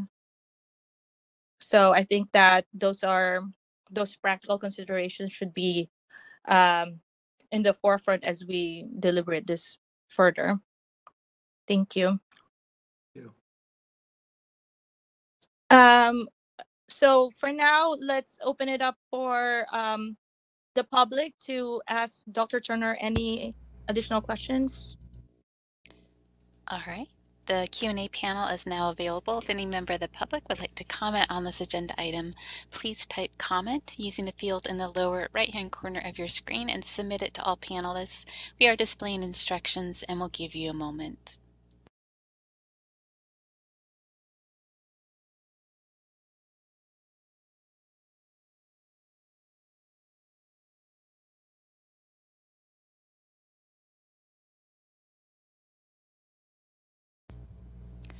All right, this is a moderator. I see no request for comment at this time. Shall I close the Q&A panel? Yes, please. Okay, it's closed. Moving on, we'll go to the next agenda item. Apologize for the paper rustling. So we'll go to agenda item 20 E and allow OPS to give a brief report on their review. And Madam Moderator, if you can promote, sorry, let me just look at the list of attendees. Oh, there you go. I believe it's Amy Welch-Gandy. Yeah, if you can promote, thank you, Mr. Fu. Amy Welch-Gandy. All right, she's been promoted, so Amy Welch-Gandy can now unmute herself at will. The floor is yours, Ms. Welch-Gandy. Good morning. My name is Amy Welch-Gandy, and I am a test developer from the Office of Professional Examination Services. And I believe Dr. Tracy Montez is presenting at another meeting, but she may join. Oh, I think I see her.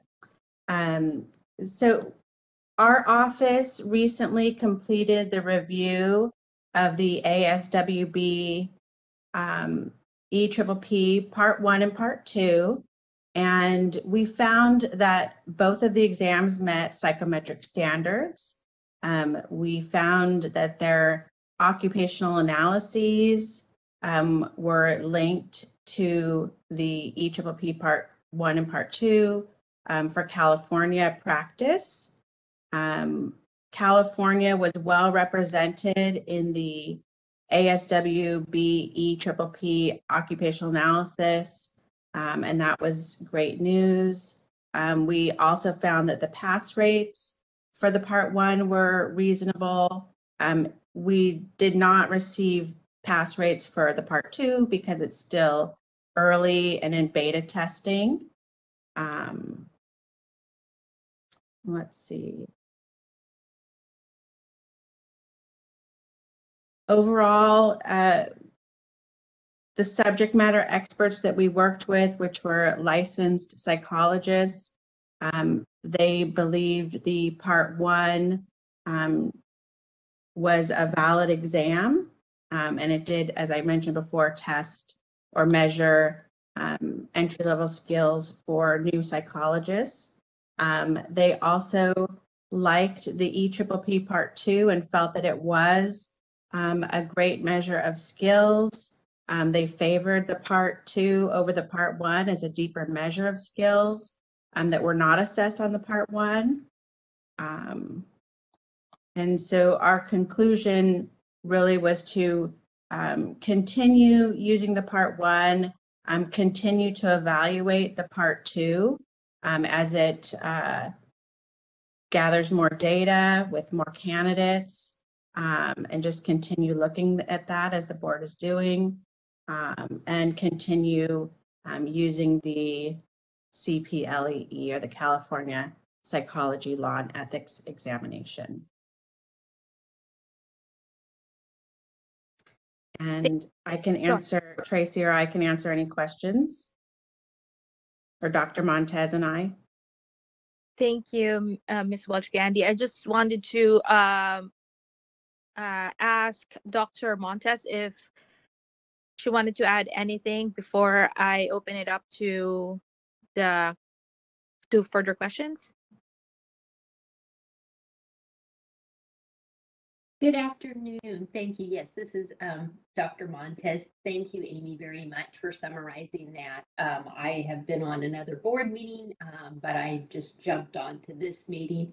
So I didn't hear all of the prior discussion, but I would like to add to Amy's comments that although our subject matter experts did like the EPPP Part 2 in terms of how it assesses skills, as Amy said, it's really important that we gather more data about it and how it's performing. And then also too, that just because an exam looks nice, it doesn't necessarily mean that it's something that the board would want to incorporate in its licensure process. Again, the idea is to use examinations or other tools in the most efficient manner so as not to create barriers to licensure. So it's important that as the board moves forward and looks at whether or not to incorporate this into the licensure process, really critically thinking, does this add something that's important? Is there something missing in the assessment process? And, you know, from what I understand, your process is working well with the various components that are in place. So again, it doesn't mean that you don't incorporate it at some point in time. As Amy said, you know, it's good to keep looking at the data as it comes in, but really you want to be efficient in measuring skills for candidates so that you balance that consumer protection as well as not creating barriers to licensure. Thank you. Thank you. And with that, I would like to open for board questions and comments. And I know that Dr. Harpsheets and Dr. Cervantes have been very patient waiting for this item to come along. So I will give the floor to them first. This is Dr. Harpsheets. I don't have anything I wanted to add at this time. Thank you. Thank you, Dr. Kasuga. Thank you. Dr. Cervantes? Thank you, Dr. Kasuga. I also don't have anything else to add, only that I appreciate this review by OPS and that they're here today. Thank you. Any other board discussion before I turn it over to for public comments?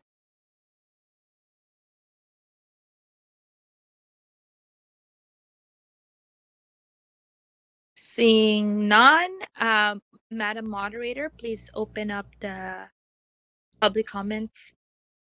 Thank you. I've opened up the Q&A panel. If any member of the public would like to comment on this agenda item, please type comment using the field in the lower right-hand corner of your screen and submit it to all panelists. We are displaying instructions for your reference and we'll give you a moment.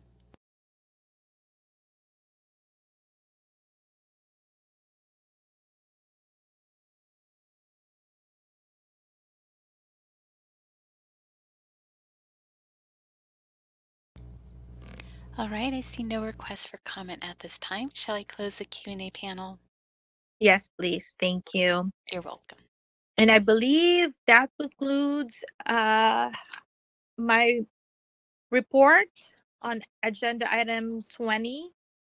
I turn it over to President Fu. Thank you, Dr. Kasuga, for taking us through item 20. Really appreciate it and really appreciate your leadership as chairperson of the committee. So what we'll do now is we will recess for lunch. And so I want to give about 45 minutes. So if folks would be amenable to coming back at, well, it's 1:55. So let's just say we'll come back at 1 p.m. To finish out the rest of the agenda for today. So the board will be in recess until 1 p.m. today to continue our agenda items. Board members, if you can certainly stay on and just make sure your microphones are on mute. If you would like to do that, we will not be closing out this WebEx link.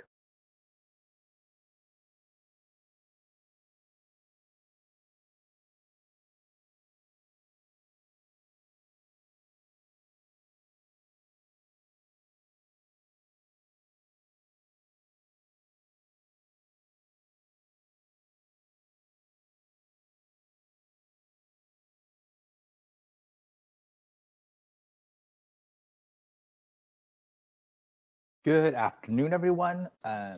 This is the day 2 of the Board of Psychology meeting.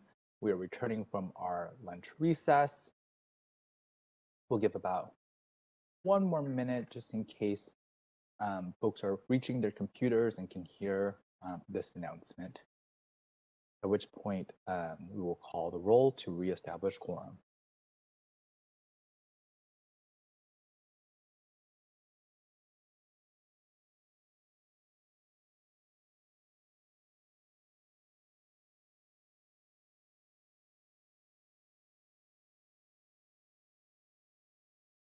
All right, Ms. Berteau, could you please call the roll? Yes, I would be glad to. And we can hear you loud and clear. Yay. Kasuga.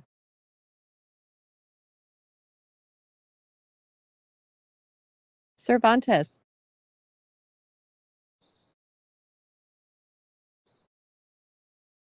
Fu.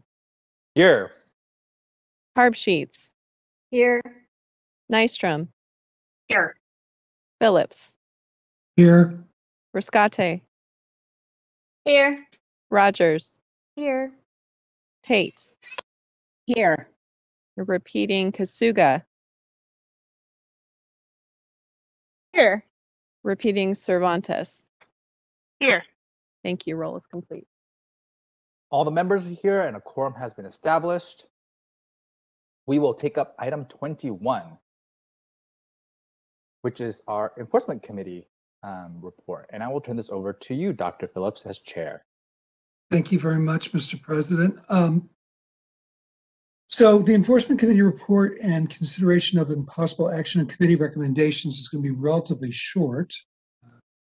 Being that it's Friday afternoon, I'm sure that won't break anybody's heart. I will note for purposes of the record that I am chair and the other member of the committee is Mr. Fu. The agenda indicates Ms. Cervantes, who no longer serves on the committee now that she's chairman of the Legislative and Regulatory. Items 1 through 12 are statutes and regulations that the committee has been reviewing for, say, several months instead of several years, although it feels like several years, possibly is several years. We've been going through and trying to streamline and make uniform and make more comprehensible statutes and regulations that specifically relate to enforcement function. We have completed a majority of the review of the regulations that have moved into the statutes. In order to try to expedite this process so that the board doesn't have to wait much longer for us to report back to them, we're hoping to have the next committee meeting for a day and a half so that we can finish that review and then bring it to the board for its consideration. So the only action item that we have here really is item number 13. But before I do that, is there any questions about items 1 through 12 from the board?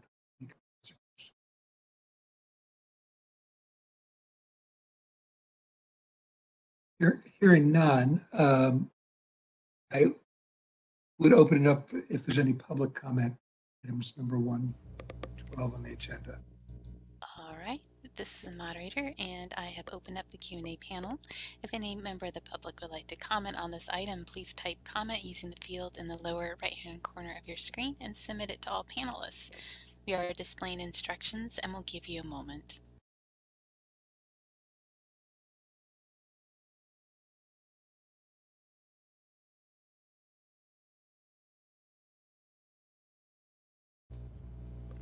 All right, I see no request for comment at this time. Shall I close the Q&A panel? Please, Madam Moderator, I would appreciate it. Thank you. It's closed. So we'll move on to item number 13, which relates to our disciplinary guidelines, particularly as it relates to the statutory prohibition on conversion therapy with minors, otherwise known as sexual orientation change efforts. This has been in place for a while. Ms. Monterrubio, would you be kind enough to walk us through the memo? Sure. So in our background paper for our sunset review, we were asked what actions can the board take to protect minors from the prohibited practice of conversion therapy. Our response was effective January 1st, 2013, any sexual orientation change efforts with a patient under 18 years of age was deemed unprofessional conduct for a licensed mental health provider. The board has not identified any existing barriers to enforcing this law. Board staff drafted minimum and maximum penalties within its disciplinary guidelines for conversion therapy, which are attached to agenda item 21A13. So the recommendation is to approve the enforcement committee's recommendation to add minimum and maximum penalties to the disciplinary guidelines for violating the sections of the code prohibiting sexual orientation efforts / conversion therapy. And just so you know that the combined business and professions committees of the Assembly and the State Senate were particularly concerned to see if we had made specific allowances within our disciplinary system for these particular things. And in response to those questions, staff, with the committee's help, drafted this addition to the disciplinary guidelines. Would anybody like to make a motion? So move. Second? I Second. I second. This Okay. is, oh, It's okay. Ms. Nystrom, did you have something to say? Sorry, I needed to find my unmute button. I do have a couple of questions. Okay, but let me just first put on the record that we have a motion by Ms. Tate, which was seconded by, for purposes of inclusiveness, Ms. Kasuga. Or Dr. Kasuga, excuse me. Yes. Sorry about that. And I'm sure Mr. Fu is willing to stand aside for purposes of the second. Go ahead, Ms. Nystrom. I'm sorry, I didn't interrupt. No, I'm sorry. I think I jumped the gun on that. One of the questions that I had was just I was interested to know if if our enforcement unit had seen issues or related to the conversion therapy. Have we had any enforcement issues on it? Well, we have received complaints, and since 2013, when this law went into effect, we have received a total of 10 complaints. Okay, I appreciate that. And then also for the minimum and the maximum, I was just curious if those are consistent with other minimum and maximums that we currently have. They are. In fact, if you were to look at the disciplinary guidelines for gross negligence, this basically mirrors the same maximum and minimum penalties. That's very helpful. Thank you. You're welcome. Are there any other board comments or questions?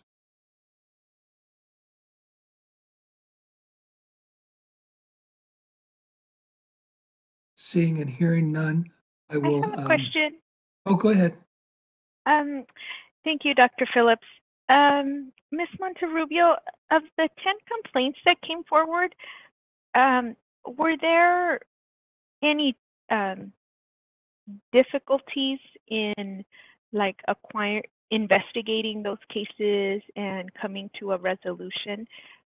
Is there other things that we might consider in the future on this topic? No, I don't believe there were any significant challenges. Of the 10 complaints that we received, one involved an advertisement to recruit therapists to assist in providing conversion therapy. Another one was out of state, actually. It really fell within the jurisdiction of Texas. But no, we haven't experienced any challenges. When a complaint is submitted to us, we're going to collect all of the evidence that we can, and we're going to consult with an expert to review and to opine as to whether or not there has been a departure from the standard of care. If there is a departure, we will work with our investigative unit and the AG's office if discipline is warranted. But we treat these type of cases like we treat all cases, and Again, we're kind of the collectors of evidence. We just want to make sure if there is a licensee out there who is violating our laws, we will look to discipline. But I wouldn't say that these particular cases, these 10 cases that we received since 2013, have caused any real challenge for the board. Thank you. Are there any further questions or comments from the board? Thank you for your question, Dr. Cervantes. Okay, hearing no further questions from the board, unless I'm missing something. Madam Moderator, could we open up the chat box for purposes of... All right, the Q&A panel is now available. If any member of the public would like to comment on this item, please type comment using the field in the lower right-hand corner of your screen and submit it to all panelists. We are displaying instructions and we'll give you a moment.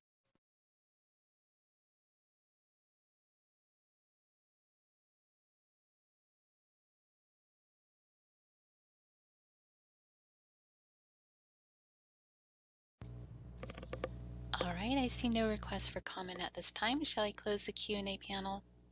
Yes, please, Ms. Moderator. Okay, it's closed. Okay, so next order of business will be to call the roll. Ms. Brito?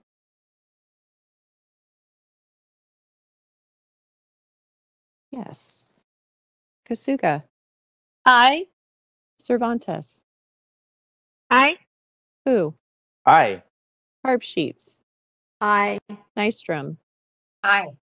Phillips. Aye. Riscate. Aye. Rogers. Aye. Tate. Aye.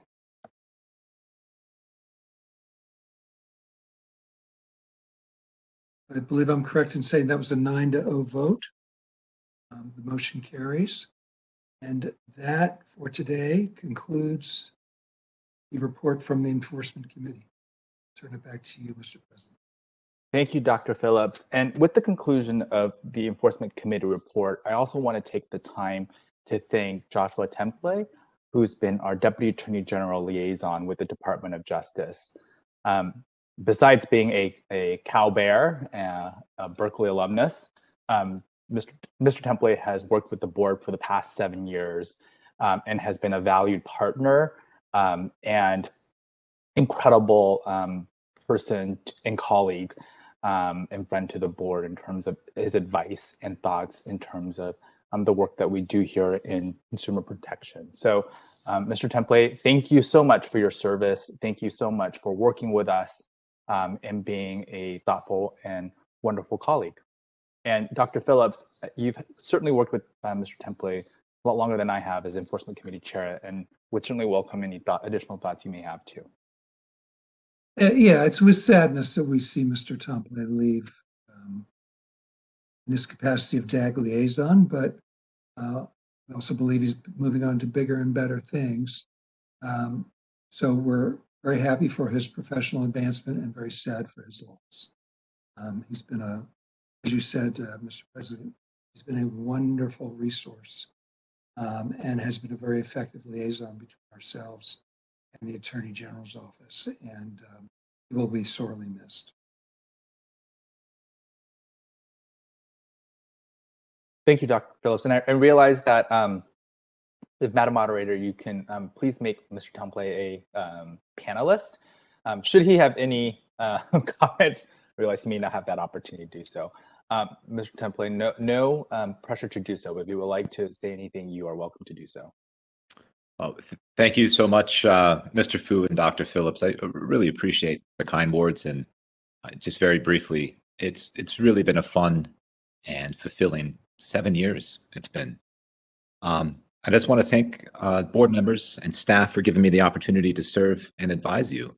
I really learned a lot and enjoyed working with you. I'm really going to miss this position. So thanks for having me and trusting me, and I really hope we can stay in touch.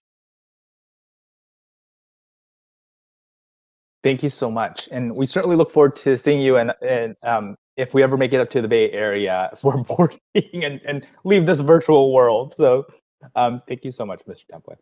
He's a Los Angelino now. Oh, I apologize. Whoops. Berkeley, that's where I went. I apologize. I moved on you.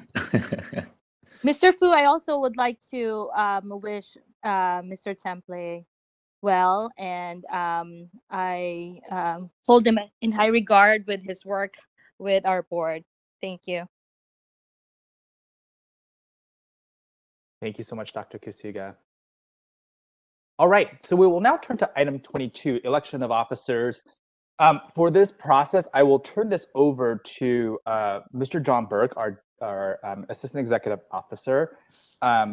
In the past, and for the board members who've been here for a while, this is actually a departure from our practice. In the past, as you know, our board council has been managing the election of officers.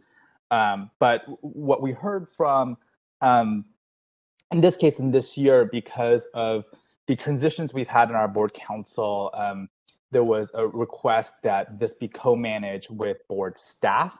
And so with that, John Burke, who is our Assistant Executive Officer, graciously accepted the request to co-manage this process for this item. I will turn this over to Mr. Burke for the election of officers. And you'll recall that in August, there was also an agenda item that asked if board members were interested in running for a position or express their wishes. At that time, Dr. Tate had expressed her wishes to be considered for the president role. That certainly is not binding and certainly is not the conclusion of any process. It is just an opportunity for board members to share with respect to the Open Meetings Act. So want to turn this over to you, Mr. Burke, and thank you for doing this. Really appreciate it.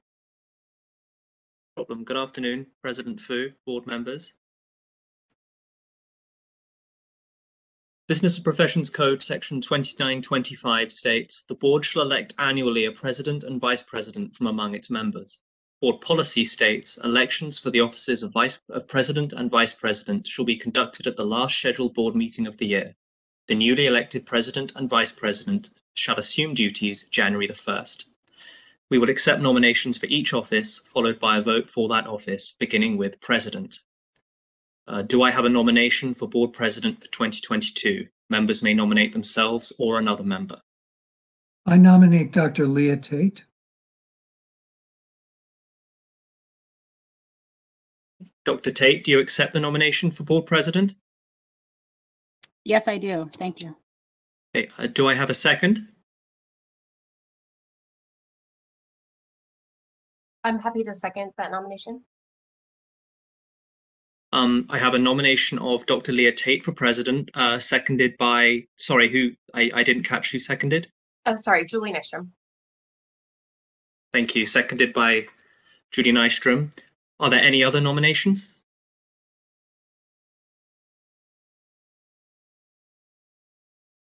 I'd like to nominate Dr. Harbsheet. Okay, I have a nomination for Dr. Harbsheets. Dr. Harbsheets, do you accept the nomination for board president? I do. Okay, do I have a second?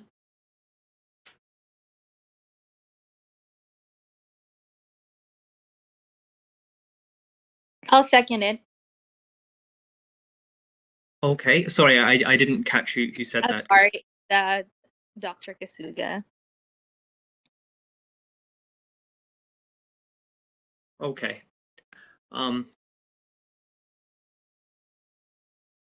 Right, so I think now are there any other nominations?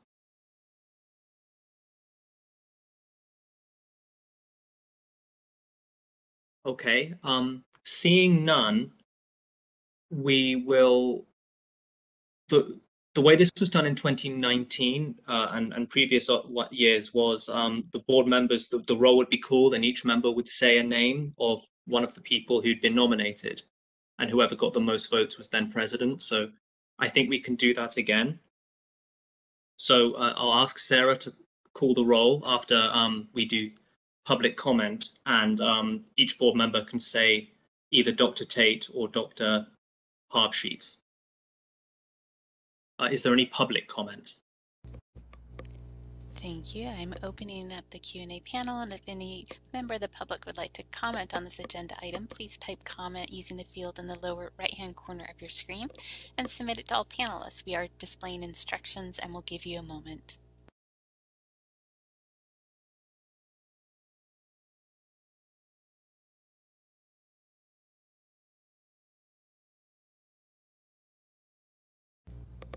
All right, I see no comments at this time. Shall I close the Q&A panel?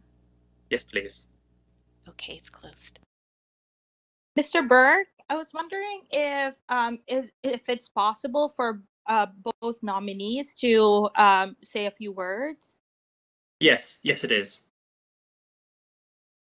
Thank you. And before the vote, we've had the public comment, but there can also be board discussion. Are there any comments?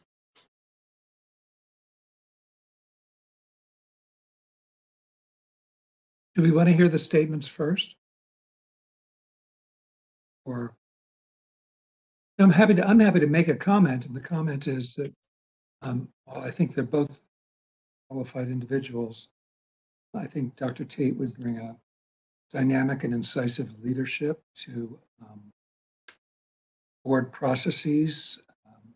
As I've gotten to know her, found her to be very dedicated to the work of the board, very serious in her intent at driving the best decisions. Dr. Tate does not waste too many words when she has an opinion on something, but she definitely makes her opinion known. I appreciate that quality. That's the reason I nominated her, and that's the reason I'm voting for her.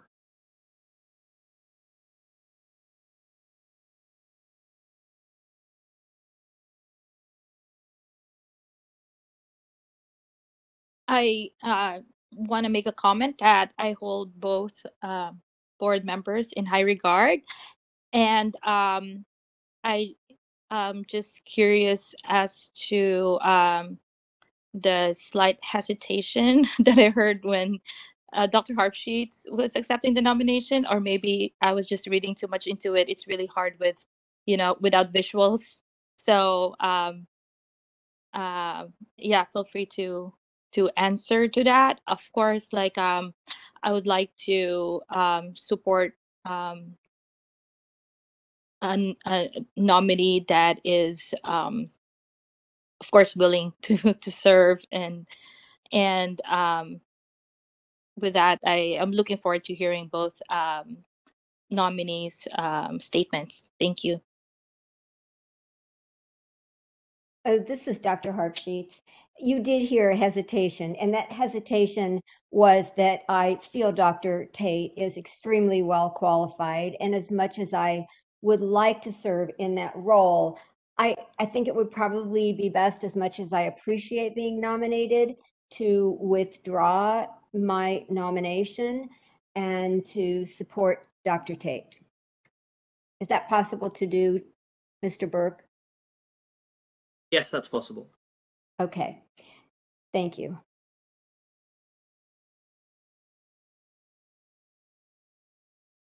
Thank you. And for procedural question, Mr. Burke, I was just wondering if a second is needed for each nomination, because then it would mean that like each nominee would need 2 people to nominate them. Is that kind of like the point of the second? Yes, there would be a second for the motion to elect the candidate. Okay. Pardon me, this is Rebecca. I think we can simplify a little. When you have the nomination and it's been accepted, you can all vote on it. There's no need to make an additional motion and second of that motion. You have your nominee and the acceptance.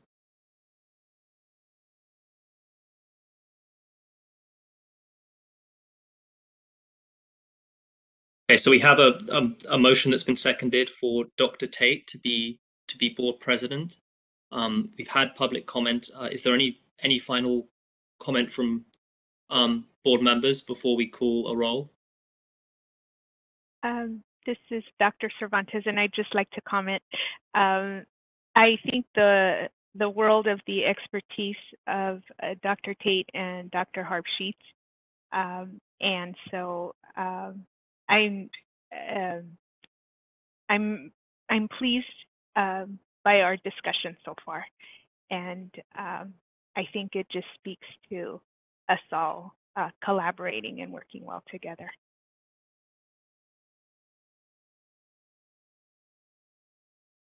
Thank you for your vote of confidence, Dr. Cervantes.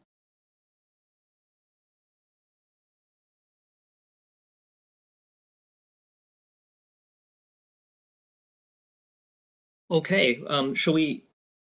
I'm going to call the roll now. Sarah, could you call for the roll, please? Yes. Kasuga. I wholeheartedly say aye.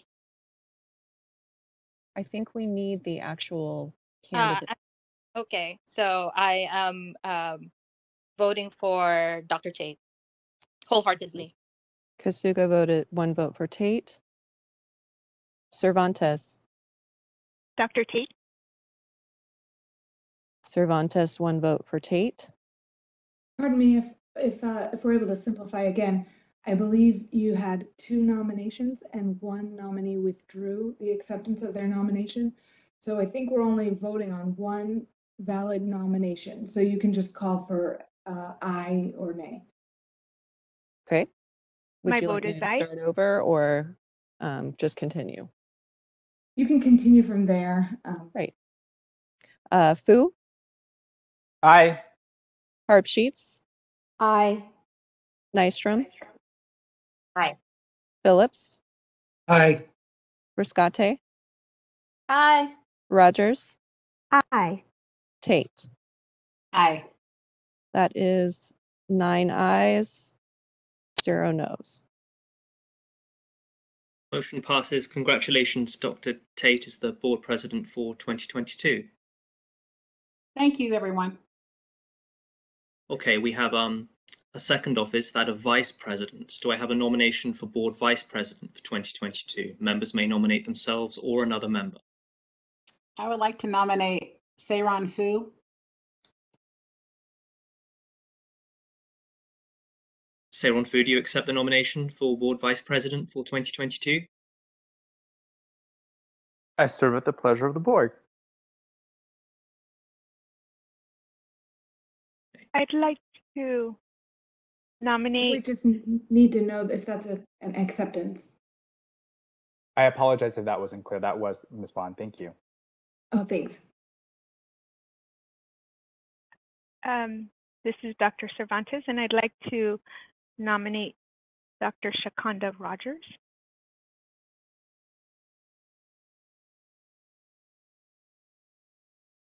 Thank you, Dr. Rogers. Do you accept the nomination for board vice president for 2022?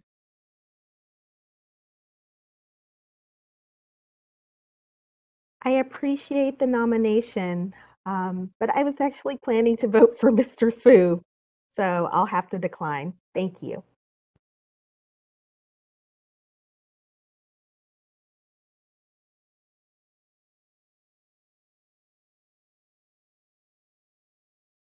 Okay, are there any other nominations?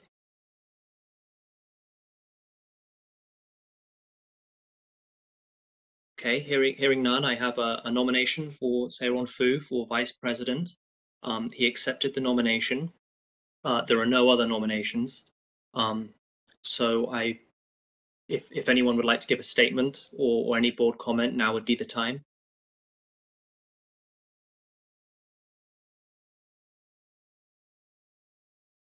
Hi, this is Julie Nystrom. I would just like to double check. I know Mr. Fu indicated that he is happy to serve as vice president, and I think that he's done a wonderful job as president. I just is it okay to ask just to really verify? I know that he's been working so hard in the role of president, and it has taken a huge chunk of time. And I wonder if he's ready for a pause in that role, or if he is truly embraces, serving in the vice president role. And I only ask that out of the greatest amount of respect. Thank you. No, excuse me. I apologize. No worries, Ms. Nystrom, and I definitely see the positive intentions in all these questions. In my attempt for levity, I wasn't very clear, and so I want to be very clear that I'm happy to be nominated for this role and to support Dr. Tate as well as the leadership of this board and all the committee chairs in this work, including this transition year as we hopefully return to in-person meetings, at which point I imagine I will go quietly into the sunset, Ms. Nystrom. Well, I think that's best. You know, I think that's a wonderful thing. So I appreciate the additional information. I just wanted to double check. Thank you.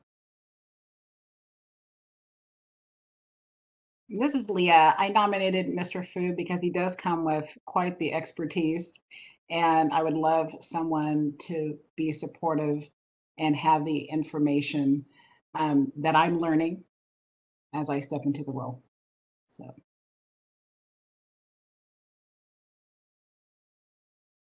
And this is Dr. Rogers. I would like to just thank Dr. Cervantes for her kindness in considering me for this office. Thank you so much. It means a lot.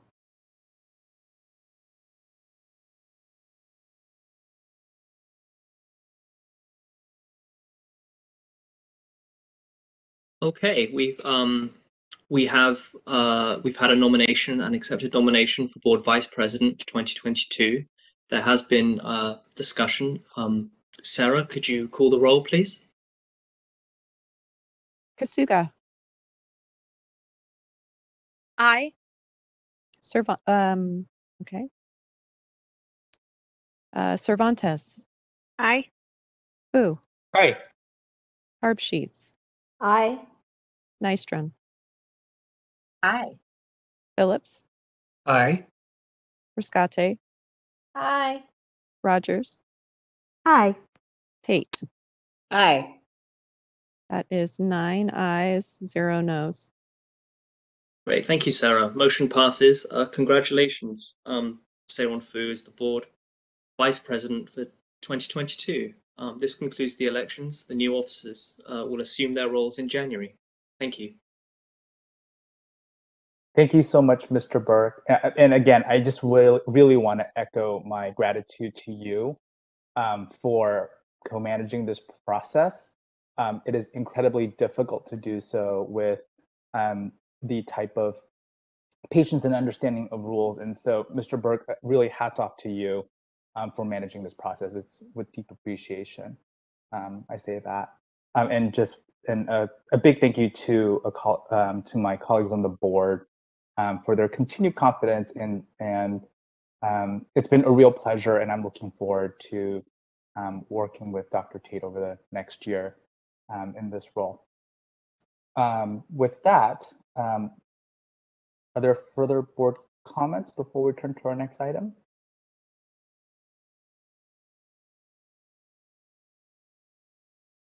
All right.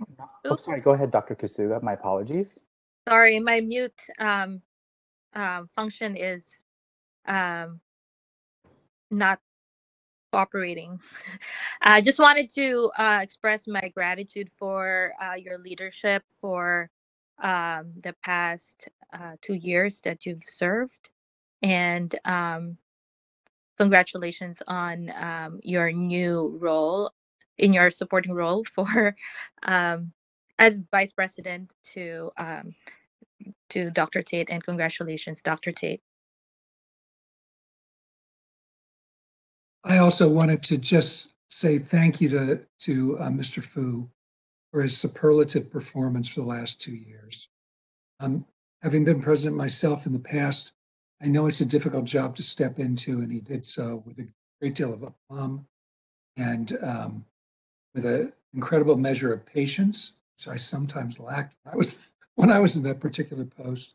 I think you've been a wonderful representative for the board, and have done a wonderful job of helping to guide us through the last 2 years. I know that's come at a time when you were assuming new job duties, and it really put enormous demands on your time at a time where you were making a transition, and it was totally seamless and not noticeable, at least to me. And hopefully, as vice president, you'll find that the job is substantially less time demands, but I think you'll be a great resource for Dr. Tate moving forward. Appreciate your willingness to serve in that vice president role. So thank you so much. I think you've done a wonderful job. And I have to echo what Dr. Phillips just said. I am counting on you being an amazing resource for me. And you have led with such information and a great ability to connect with others and make people feel heard and understood. So thank you, and thank you for agreeing to the vice president role. This is Dr. Cervantes, and I just want to weigh in and thank you, Mr. Fu, for leading us through all of the challenges that this pandemic has put forth. So many unprecedented challenges, and through it all, you demonstrated inclusive leadership. And I just want you to know that we saw it and felt it, and thank you for serving. Well, you're not done yet, but but thank you. And this is Ms. Nystrom. I would just like to echo everybody else's sentiments. And coming onto the board as a new board member, you were wonderful.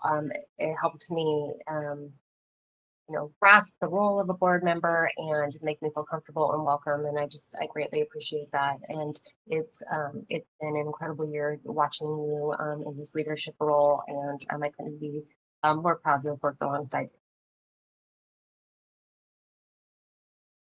Thank you to all of you. Oh, I'm so sorry. Oh, hi, this is Dr. Rogers. Mr. Fu, I just would like to echo the sentiments of my colleagues here and just thank you so much for your leadership. I remember when I was first appointed to the board and our very first phone call, I felt warmly received, and I also felt that you shared so much useful information for someone who is stepping into this position.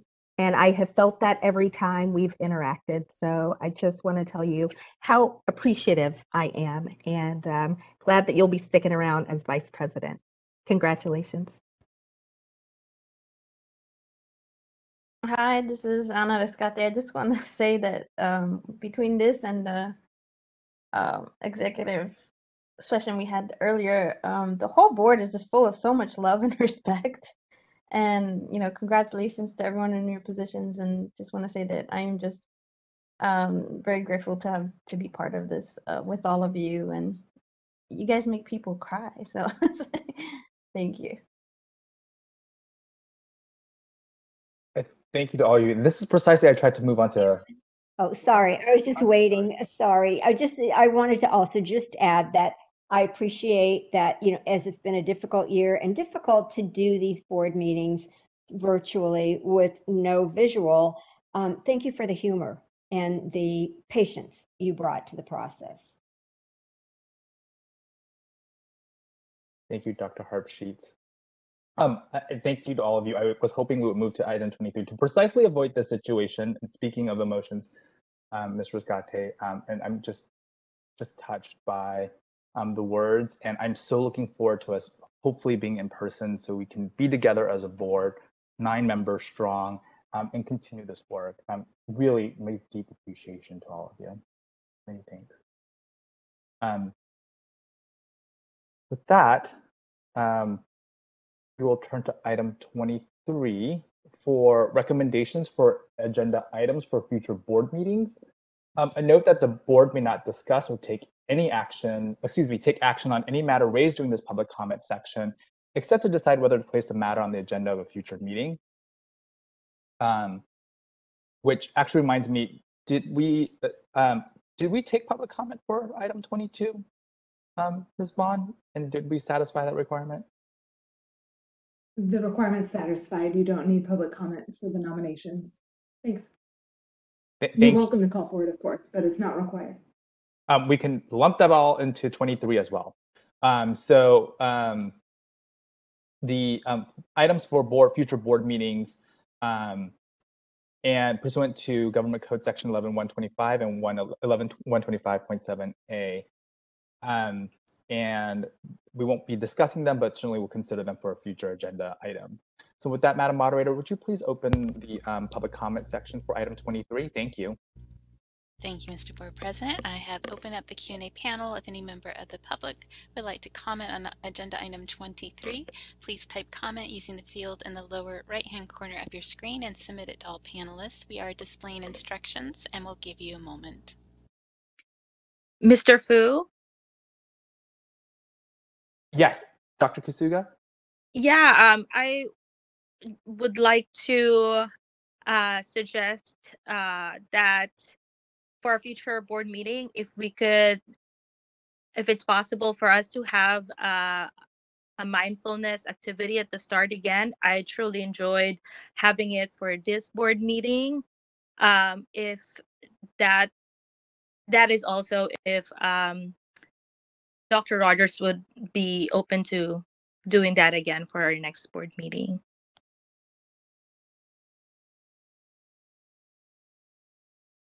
Dr. Kasuga, thank you so much for your comment, and it would be a delight to do that. I consider it heart work, and I think that all decisions should be made with our heads and our hearts. And so if I have the opportunity to share that in any capacity, I would love to. So thank you for asking. And I would heartily endorse that as well. And I would ask that board staff in the development of the February agenda with Dr. Tate as our board president to somehow enumerate that and as a separate line item or agenda item itself, if possible, instead of including it into another item, because I think that if possible from a legal perspective, acknowledges and recognizes the hard work, as Dr. Rogers said, in this effort that we do. And thank you, Dr. Rogers, and thank you, Dr. Kasuga. All right, this is the moderator, and at this time I see no requests for comment. Shall I close the Q&A panel? Please do. Thank you so much. You're welcome. All right. Our board members, any other additions to our agendas for future board meetings? All right. Not seeing any hands raised or unmuted mics. This concludes the second day of the Board of Psychology. I really want to wish all of you a happy holidays. And is there a motion to adjourn? I move to adjourn this meeting. Thank you, Dr. Kasuga. I second. Thank you, Dr. Rogers. All right. We have a motion and a second, and I suspect that there's unanimity in this adjournment. Happy holidays, everyone. Thank you so much for a wonderful 2021 and a happy 2022 to all. Happy holidays. Happy holidays. Happy holidays. Thank you Happy all. holidays. Enjoy the holidays. Thank you, everyone. Thank you, everyone.